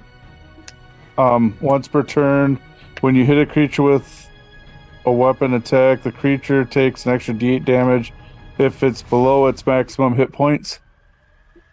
It is. Jeez. Ooh, and I rolled an 8 on the die. Jeez. Not bad. Freak. So you pull this arrow back and launch it directly into his chest. And then while he's... actually into his back because he's facing away from you, as he turns around towards you, you grab the end of the arrow and pull it out from his chest. As you see the fletching pulls through the body, he just screams out in pain and anguish as you just see a nice little hole in his chest where blood quickly fills up and dribbles down his leather coat. Ow. Okay. So that's your action. Is there anything you would like to do with That's everything? One That's good poke everything I deserves can do. another. Okay. Next up is going to be Armand. Okay, did any of those bolts happen to land anywhere near me? They were fired into the room. Give me a number between 1 and 20. You want me to roll? No, give me a number between 1 and number? 20. 9, since that's been my number all night. Okay. That's a good call. Name your number. Two of the bolts actually landed by you. Okay. Somehow. As action, you allow me to pick up 2 of those bolts in each hand then? I'd say Go bonus for two. action. Oh, that's Bonus smart. action, you could Go for easily it. pick up both bolts. 2 attacks on the captain then. Okay. You move up. Slice. They're pretty much going to be 1 use each as you're going to try and stab in. Let's I was see. raging. I also thought of something cool like that. That's going to be 11 on the first roll, That will miss. 18 on the second roll. That'll hit. And bolts, so D6, D8? Yeah, I'd say D6. So if he misses with the first one, he gets to use it again, right? That's not 11. That's a 6. Yeah, he does. So That was a 6 on the roll. 6 plus your dexterity or strength. Let's see, that's going to be a +2, so that's going to be 8 total. Strength would be +3, sorry. Since that would be physical, so Jeez. 9. You guys are dealing just 8 consistently on this guy. Okay, you miss on the first one, but the next one, as he jumps back, you get him off balance as he's now trying to watch all around him for all the attacks coming. Oh, actually, roll again with that first attack, because he's definitely flanked. No. Yeah, that's going to be a 2. And roll again for the second one, just in case you get a nat 20. 17. Okay, yeah, so it still hits. So yeah, You misses on the first one, and the second one you come up and get it right in his gut, and it just gets locked on the rib cage, so you're not able to pull out the second one, but you have the first still in your hand. Nasty. And I give a subtle, thankful nod to the crossbowmen across the room. They do not like Cheeky. that, as those two are loading up another set of strikes. As now 4 of the guards are moving in from the other side that have been waiting. So you now have 6 guards in total in this kerfuffle. And then 2 still on the side with crossbows. So 2 on the side with crossbows. Both of them are going to be moving down the sides of this throne room and will be firing at Sable. There's Towards each potential for- other? Towards each other? Towards each other. The first one, to say friendly fire. first one's going to be Lay an down. 18 to hit. Oh, God, Sable. No, sorry, 17 to hit. That hits. Okay, and the second one's going to be a 16 to hit. That hits as well. Okay, Oh, God. light crossbow is going to be 3 damage on the first one. Is that half? With the halves? Oh, not with half, so 1 damage on the first one. And Yeah, so then, rage. is yeah, involved. because of rage, and then halved 4 damage on the second one. That's the 4 after the half. Sorry. Yeah, after the half, sorry. So in total 5 damage I am to you. hurting, but not as bad as I would have been, obviously. Gosh, dang it, I forgot about the rage. Yeah, so both bolts, as you've just rammed in the captain, still there, just almost frothing at the mouth. Just angry, pissed off, with your horns almost growing and cracking a little bit more in your rage. You're still face to face with those 2 bolts in you. The guard without the halberd on you, Sini, Mosquitoes. is going to draw his short sword and make a slash at you. Oh, poor guy. Yeah, no. Jeez. Oh, I can take it. no, not you. Oh, I thought you were slashing at me. I The was the like, guy on Sini pulled his short sword and tried to slash, but Sini, somehow you move the blade or move the halberd and staff in a way that you jerk his arm back towards himself. With your body weight, you shove into the pommel, stabbing it Kata. directly into his own Did chest. he roll a nat 1? Nat 1 followed by a nat 2. God, Oh! His eyes Okay. go wide. And it's just blood gutters out from his lips as then he just collapses. So that's now 5 guards in this group attacking. As the second one is making another attack on Yusini with the halberd. That's going to be a 9 to hit you. Nope. I feel like I can only hit Centauri again, and Sable. kiddo. Everyone else I miss. The other guards, 3 of them. No. 1 dead, 5 left, 4 left now. That one missed. So 3 left. So the 2 of them are going to make attacks on you, Armand. And 1 on Centauri. So on Centauri, finally, get to rest. freak. Because you are being flanked by Vulcan. That's a 2 and a 3 that I rolled on the die. So that will miss. Armand, on you, the 2 are running up to attack. They trip and fall. Natural 15, natural 8. So Come on, dude. 18 to hit on the first one. And then the second guy attacking, it's going to be 11. And then 8. So 11, that's going to be a 14 to hit. AC 18. So just the first one. With the halberd, max damage, I rolled 11 damage with the halberd as you just feel the piercing point in your back right calf as he stabs downward into it, just trying to pin and hold you there. And that will end the guards' turns. It is now, I think, actually you, Armand. Nope, it is Siri. Sini. Not you, Siri. Sorry. No, shut up, you. Okay, so the captain is still in my range. Yeah. And no, he- the captain's not in your range. The guard is in your range, and the other guards are in your range. Captain Vulcan is currently in the very center of Zentari, Okay. Sable, and Armand, all kind of just like boxing him in and stabbing. Gotcha. Okay, so I guess whatever guard's in my range, I'm gonna Yeah, two-handed. the one that with just swung at you and tried. Right. So Ugh. I get I get a +5 to hit. Yeah. I needed it. 11. 11 will not hit. Let's see, bonus action. Because do I get a hit go twice? Because of 2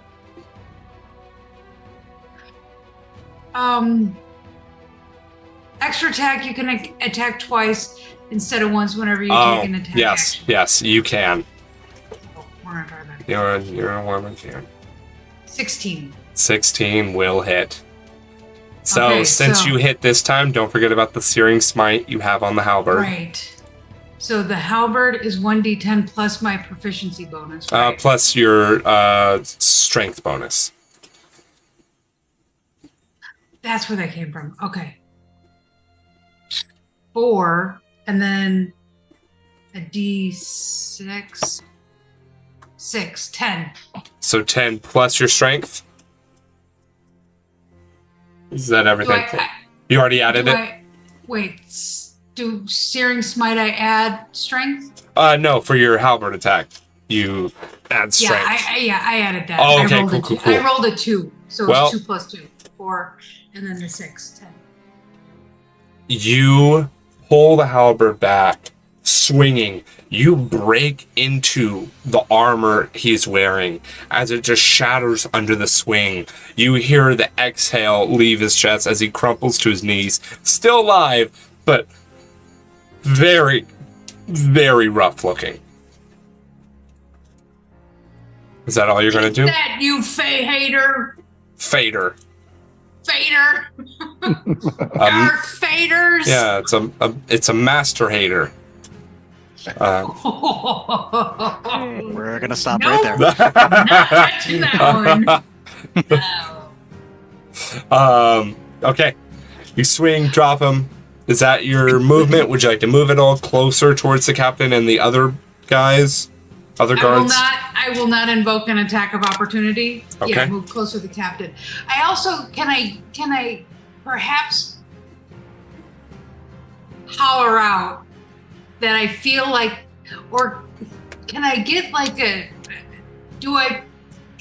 because good and evil, even though I haven't cast good and evil, is there something wacky about the captain's got the little skull, right? Mm-hmm. I feel like I want to tell my compatriots that we should try to knock that off. Make a perception check. Sure. Whoa, where'd it go? 9. It 9. rolled out of my box. So Yeah, no, you. Sorry, pass This- on the curse. The shrunken head looks weird. So yeah, you can totally yell that out to them if you so wish. yeah. Well, Armand's close, right? All of them are close. You're the All of only them one are that's not close to the Okay. captain. Yeah. I'm yelling out, guys, and then that weird little head, knock the weird little head off. Maybe it gives them superpowers. I don't know. Okay, cool. You yell this out. That is your turn. Last up, Sable. I mean, I don't have to think too much about what I'm going to do next. I'm just going to attempt to ram the next person I see. Okay. That's enemy. So you're gonna ram the captain or one of the guards that are attacking you?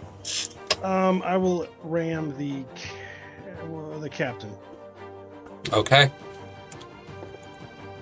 I couldn't remember. Was the teleport temporary? No, it's per round. Oh. I guess you have to teleport me first. Or does it say may? I think it says I may do that. I think May. But also the other thing with ram. Oh no, unarmed strike. You don't need a running start. Never mind. you can use this effect on each of your turns as a bonus action. So I'd like to, if the rage doesn't blind me too much, I'd like to teleport behind anybody who's fighting somebody else, so I can get a flank. Oh, totally. Yeah. Like one of the ones you could choose, either the ones that are attacking Armand or the ones that are Here's attacking. what I'll tell you. I already rolled and I see my result, so I'll let you pick which one because. Okay, I'll say who's the least damaged. Because let's do the one on Armand, the one on Zentari, since Zentari's really getting cut up. Okay, well I rolled a nat 20, Huh! so that's why I wanted to pick that. Okay. So how do your crits work again? So it's a max of the first die, and then you roll the second, or the same die, and then you add your modifiers. Okay, so that's going to be, is that a max on the first die without the modifiers or with? Without. Okay, so that's going to be a 1d6 plus 3, so that's 9. Just straight out, that's just what it does. Yep. And then I'll roll the second one, which is I got a 4, plus 3 is going to be 7, plus my strength modifier is 8, 9, 10, plus rage modifier is 12. So it's 9, plus the rage add 11, plus you rolled what on the d6? A 4. So it should be 16 damage. Oh, well that'll work. Yeah, because I'm thinking, so it's 6 plus the 3 of your modifier for your strength. So that's 9 already right there. Then you get the 2 rage damage, 11, plus the 4. Oh, I'm sorry. Yeah, It's the 9 plus. I thought I got 11. Oh, I don't know. Whatever you. All good. All good. You're set. So it was 9 plus 2, 11, plus 4, 15. There we go. And then, yeah, 15. Whew! Whew! Whew! Okay, here's a question. Where do you want to break this person? I want to go for. I want to go for the right thigh, like just go like a nasty chop block. You teleport as Vulcan. Where did he go? Watch out! As you are running straight for this guy as he begins to turn, you ram directly into his metal tassets hanging from his belt. You not only break the metal inward, but the shards of metal break inward into a point that just breaks through the leg, protruding the bones out from the back of the thigh, as you just see the thigh and leg mangle itself. As you break, and he just falls, screaming, until it becomes a rasp, and he just stops. So there are 4 guards left in this group. Technically 3, since one is kind of by Cine. Ooh. Not doing great. Are they did seeing their captain fall make them like pause, rethink? He hasn't fallen He yet. didn't hit the captain. He hit the guy behind Centauri, one of the guards. Oh, my bad. All good, all good. Right, Sable, so that's your bonus action. Would you like to move at all? No. Okay. Well, yeah, I won't move. Okay. You've already dropped 1. That was the only one engaged with Centauri besides the captain, and then the other 2 that are by Armand and the 1 by the captain. Between Centauri and the captain, I guess. Cool. That's your turn. Back up the top, Vulcan.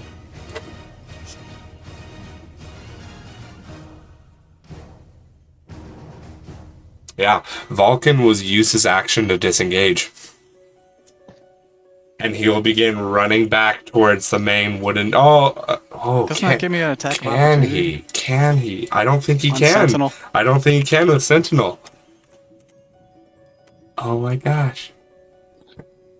When a creature... Opportunity attack, creatures, it drops even target if they speed take up. the disengage action, holy Even crap. versus disengage. Yeah, man. Make that attack. Come on. And No it's- more 9s. and No it's- more 9s. It would have been with advantage.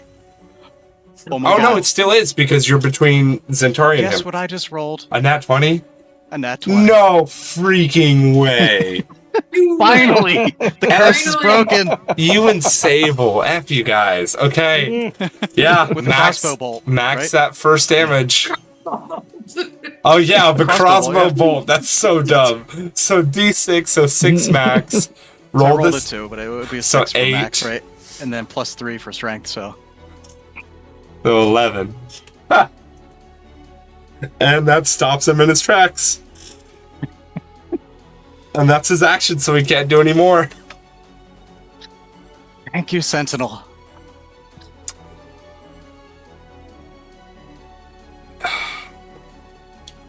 Yeah, he'll use it. He grabs the head at his side Oh, and no. squeezes it. And the mouth opens and lets out a blood-curdling scream. It's like it's like the mix of an alarm and a scream. I need everyone to make wisdom saving throws. Oh, great, because I'm so wise. It's not a good number. 19. 7. 5. Oh, jeez. I told you to get that head off of his belt. I Fail. told you.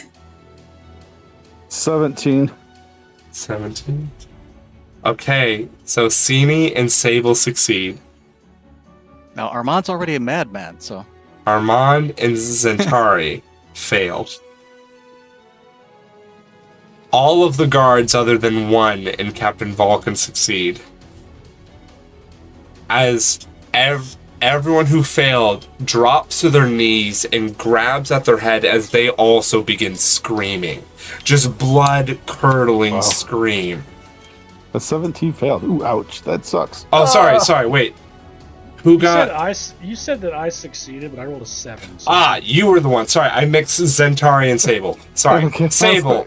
I was F like, you. cool. You failed. Zentari. No, it's actually exactly 17 fails. Everything else succeeds. No. So, sorry. Zentari and Sini, you both succeed. Everyone else is screaming their heads off. And that is Captain Vulcan's action. It is now Zentari. You hear the sounds approaching of more guards to this room. What do you do? Shoot him.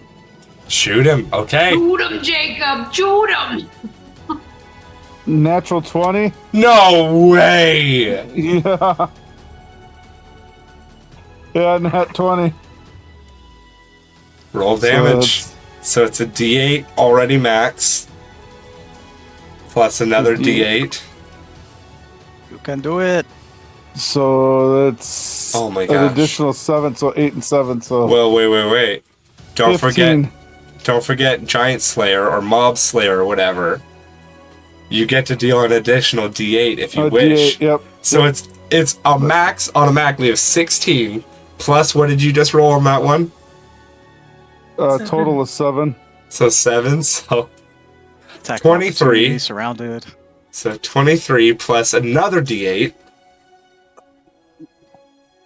Which is a 5. 28 plus your modifier. Your dex Which modifier. Oh, that's a 4. 32. What does it look like? Oh, as that arrow goes right.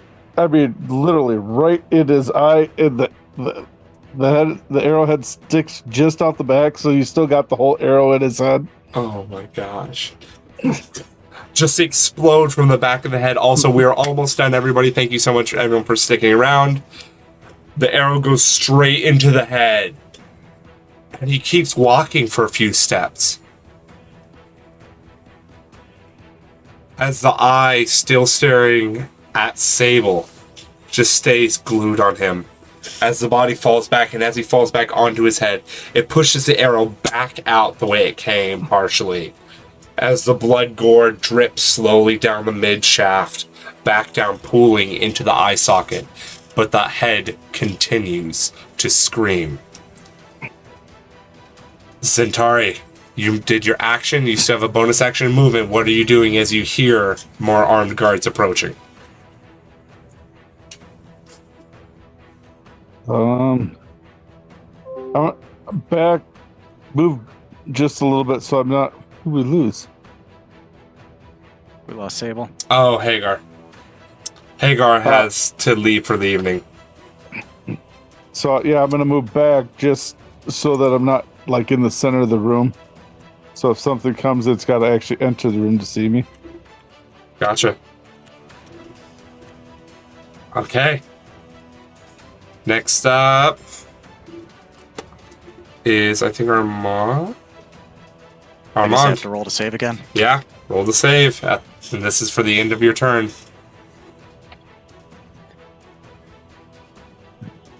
11. Nope. As Armand Still screaming. continues screaming. Next up are the guards. All of the guards. I'm just going to make a singular roll. Yep. All the guards that were in it keep screaming. And the current guard comes up to make an attack on...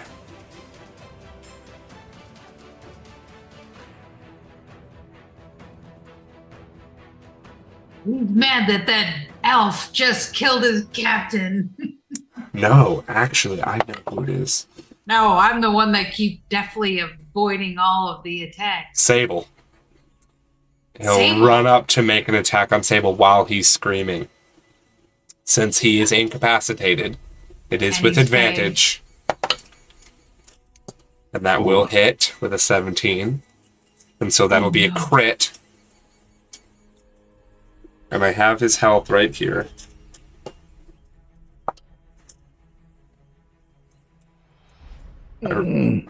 That frog lady's not going to be happy if we come back with a dead satyr. As grabbing onto his left horn, the short sword coming around cuts into the neck of Sable.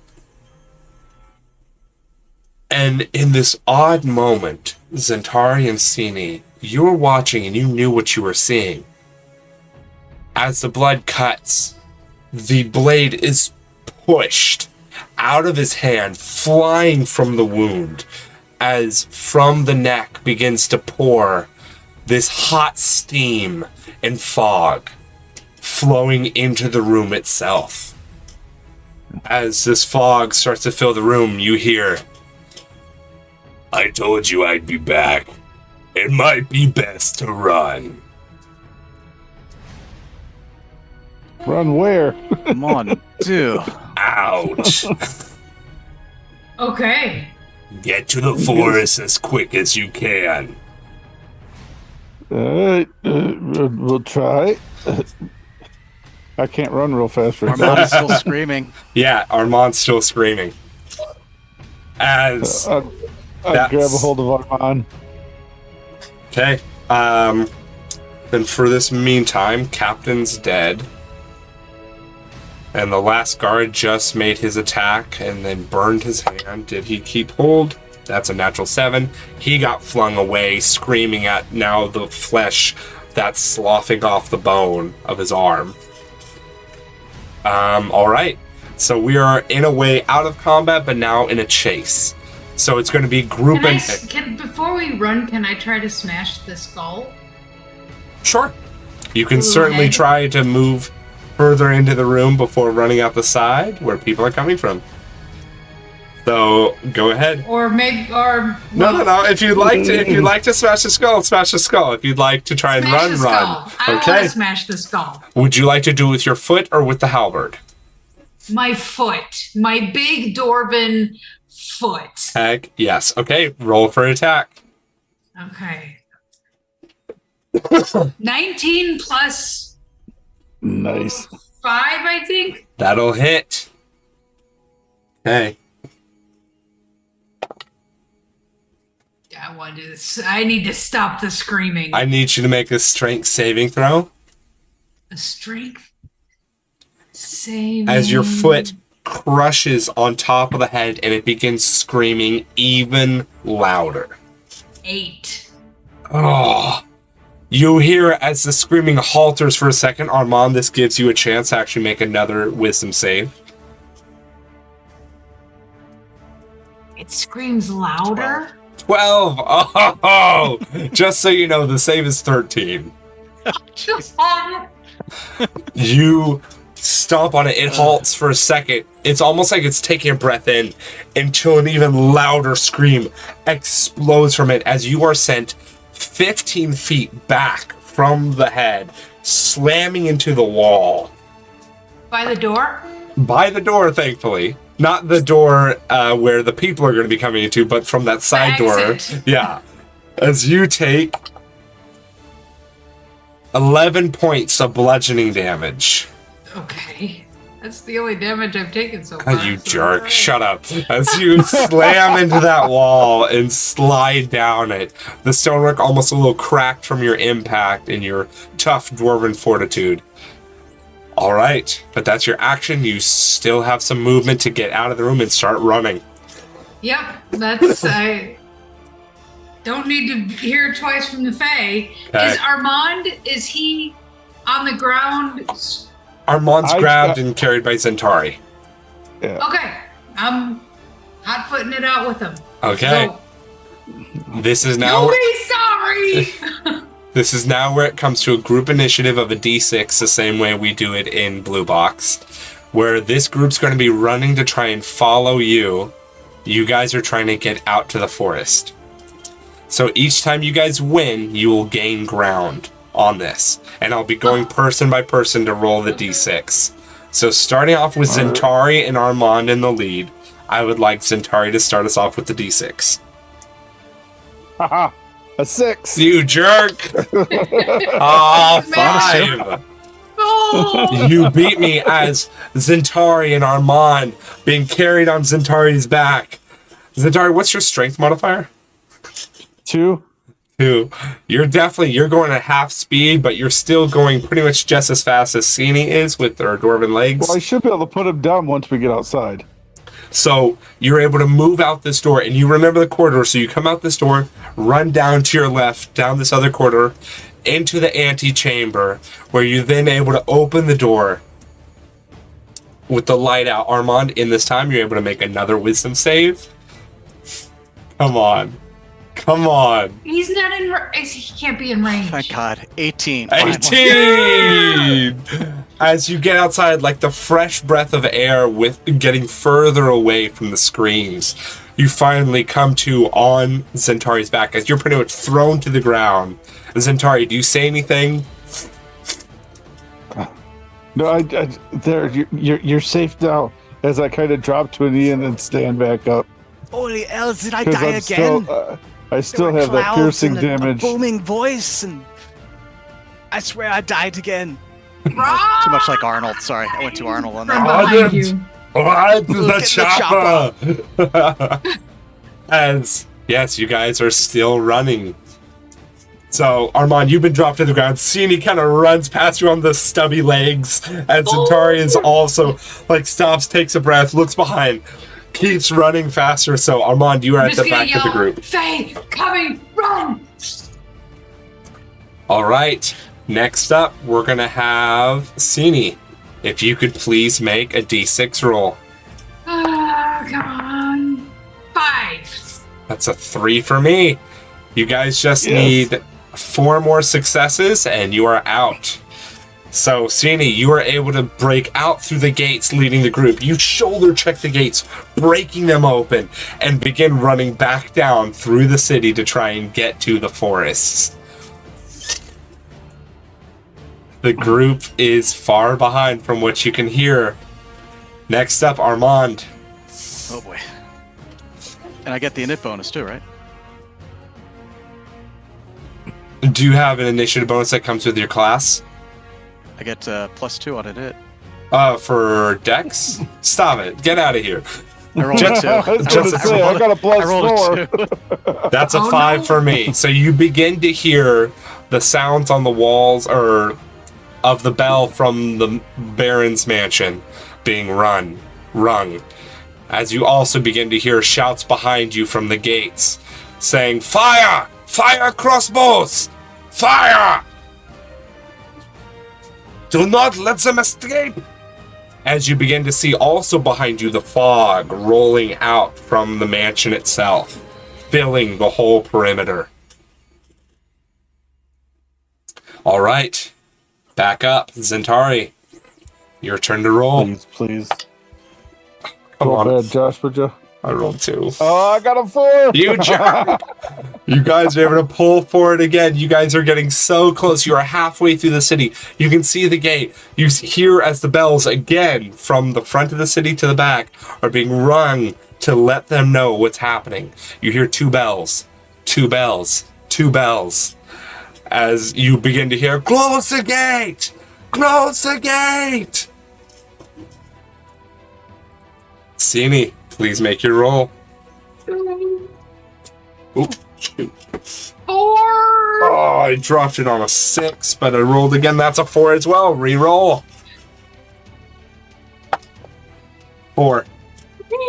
Yes! As you begin to hear the whizzes of crossbow bolts by you, as I need all 3 of you to make dexterity saving throws. It literally, Biggie Paw. Run Dex to the forest, saving. run. Oh, for sake. I got a 19 total. Woo! 13 total. 13? And then, 3. Sini, I grabbed you take 5 points of piercing damage as an arrow or a bolt lands, cutting right past your neck. You keep running. Next up, Armand. Faders! Come on. Master Faders. You're Darth Faders. I went from 9s to 2s. That was another 2. 2. You rolled a 1. Oh, yeah! So that is another success. You guys just have 2 left. As you move forward, the crossbow bolts going past you, Zentari actually points out the passageway to the left that he had took earlier in the day to stay hidden. You guys are able to move into that passageway, dodging a lot of the crossbow bolts headed your way, as you're now on the final main thoroughfare to get out of the city. Zentari, it is your turn. Come on, girl. Oh, Josh. Oh, I got a 6. No! Oh. And you guys are there. The gates are being lowered. Oh, no. This is the final one you need. If you do not succeed on this, the portcullis will drop. Who rolls? Sini, You do? that's you. Sorry in advance, guys. Come on. 4.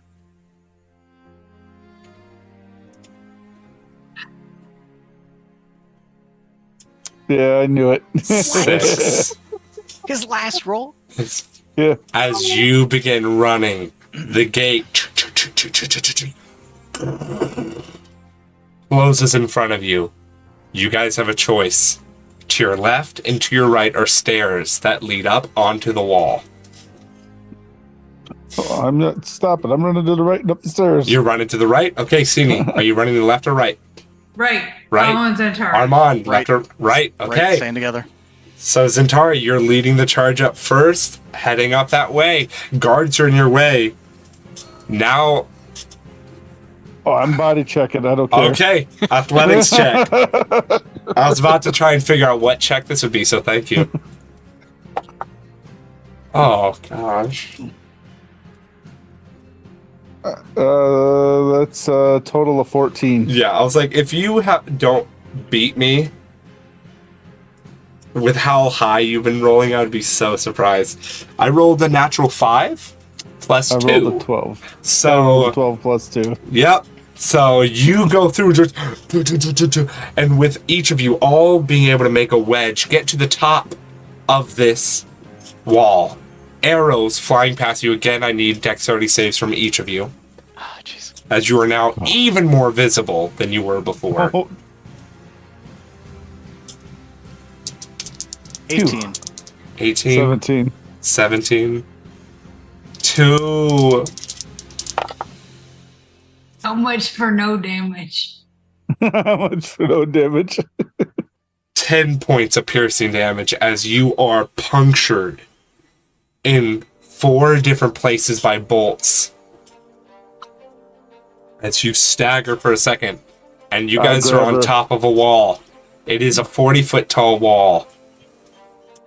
How are you guys getting down? Oh, I got rope. Is there anything I could attach the rope to real quick? Certainly, they have the little kind of grid. Okay, then I loop it around and Okay. I tell these guys to go down first. Okay, make a survival check as you tie this. Ooh, this is a +6. Woo! Nice. So I rolled an 11, so 17. 17, yeah. Ties, it tells you guys to go down first. Do you? Yep. Oh, Okay. yeah. Sini goes down Get first. Sini out there first. Armand, Sini, make an athletics. Armand, make an athletics. And then Zentari, if you follow, make an athletics. 24. 23. Yeah, you I'll better get catch +6 me on because that. I got a total of 5. Oh. Oh, no. So, Jump! Sini, you with your tough dwarven mitts, you're able to slide down this rope to the bottom, catching yourself, turning, and getting ready, running towards the forest. Armand, you slide down and get halfway at the same moment that Zentari leans back, starts to go, and just with the sweat of her hands, just slips. Oh, the blood. I bleed Oh, from the wound. blood. A lot of blood. And just the exhaustion of all of this. Falls. Armand, do you try and catch her with one arm on the rope and one arm? Or do you Definitely. let her fall? I definitely try to catch her. Okay, I need you to make athletics check with disadvantage. Okay, I normally get a +6 on that. That would have been an 18 with the bonus. But what is it now? I don't- With disadvantage? Yeah? What would disadvantage be on that? I'm sorry. So it's a roll a second time and take the lower of the 2 options. Okay, so 18 on the first. 18 again. No way! Behind me. As Zentari falls past, you kick off from one of the exposed stones and grab her around her quiver.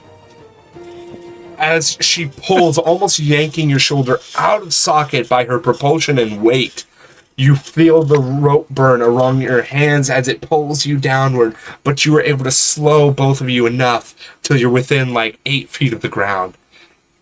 Drop her, you drop yourself, and you guys run for the forest, where fog rolls from the forest surrounding, and you hear the oddly comforting deep voice. You're safe now. And until next Not time. comforting. Shut up. As I fall face first. Until next time, we'll get them back. But for now, find rest, find comfort, and get ready for retaliation.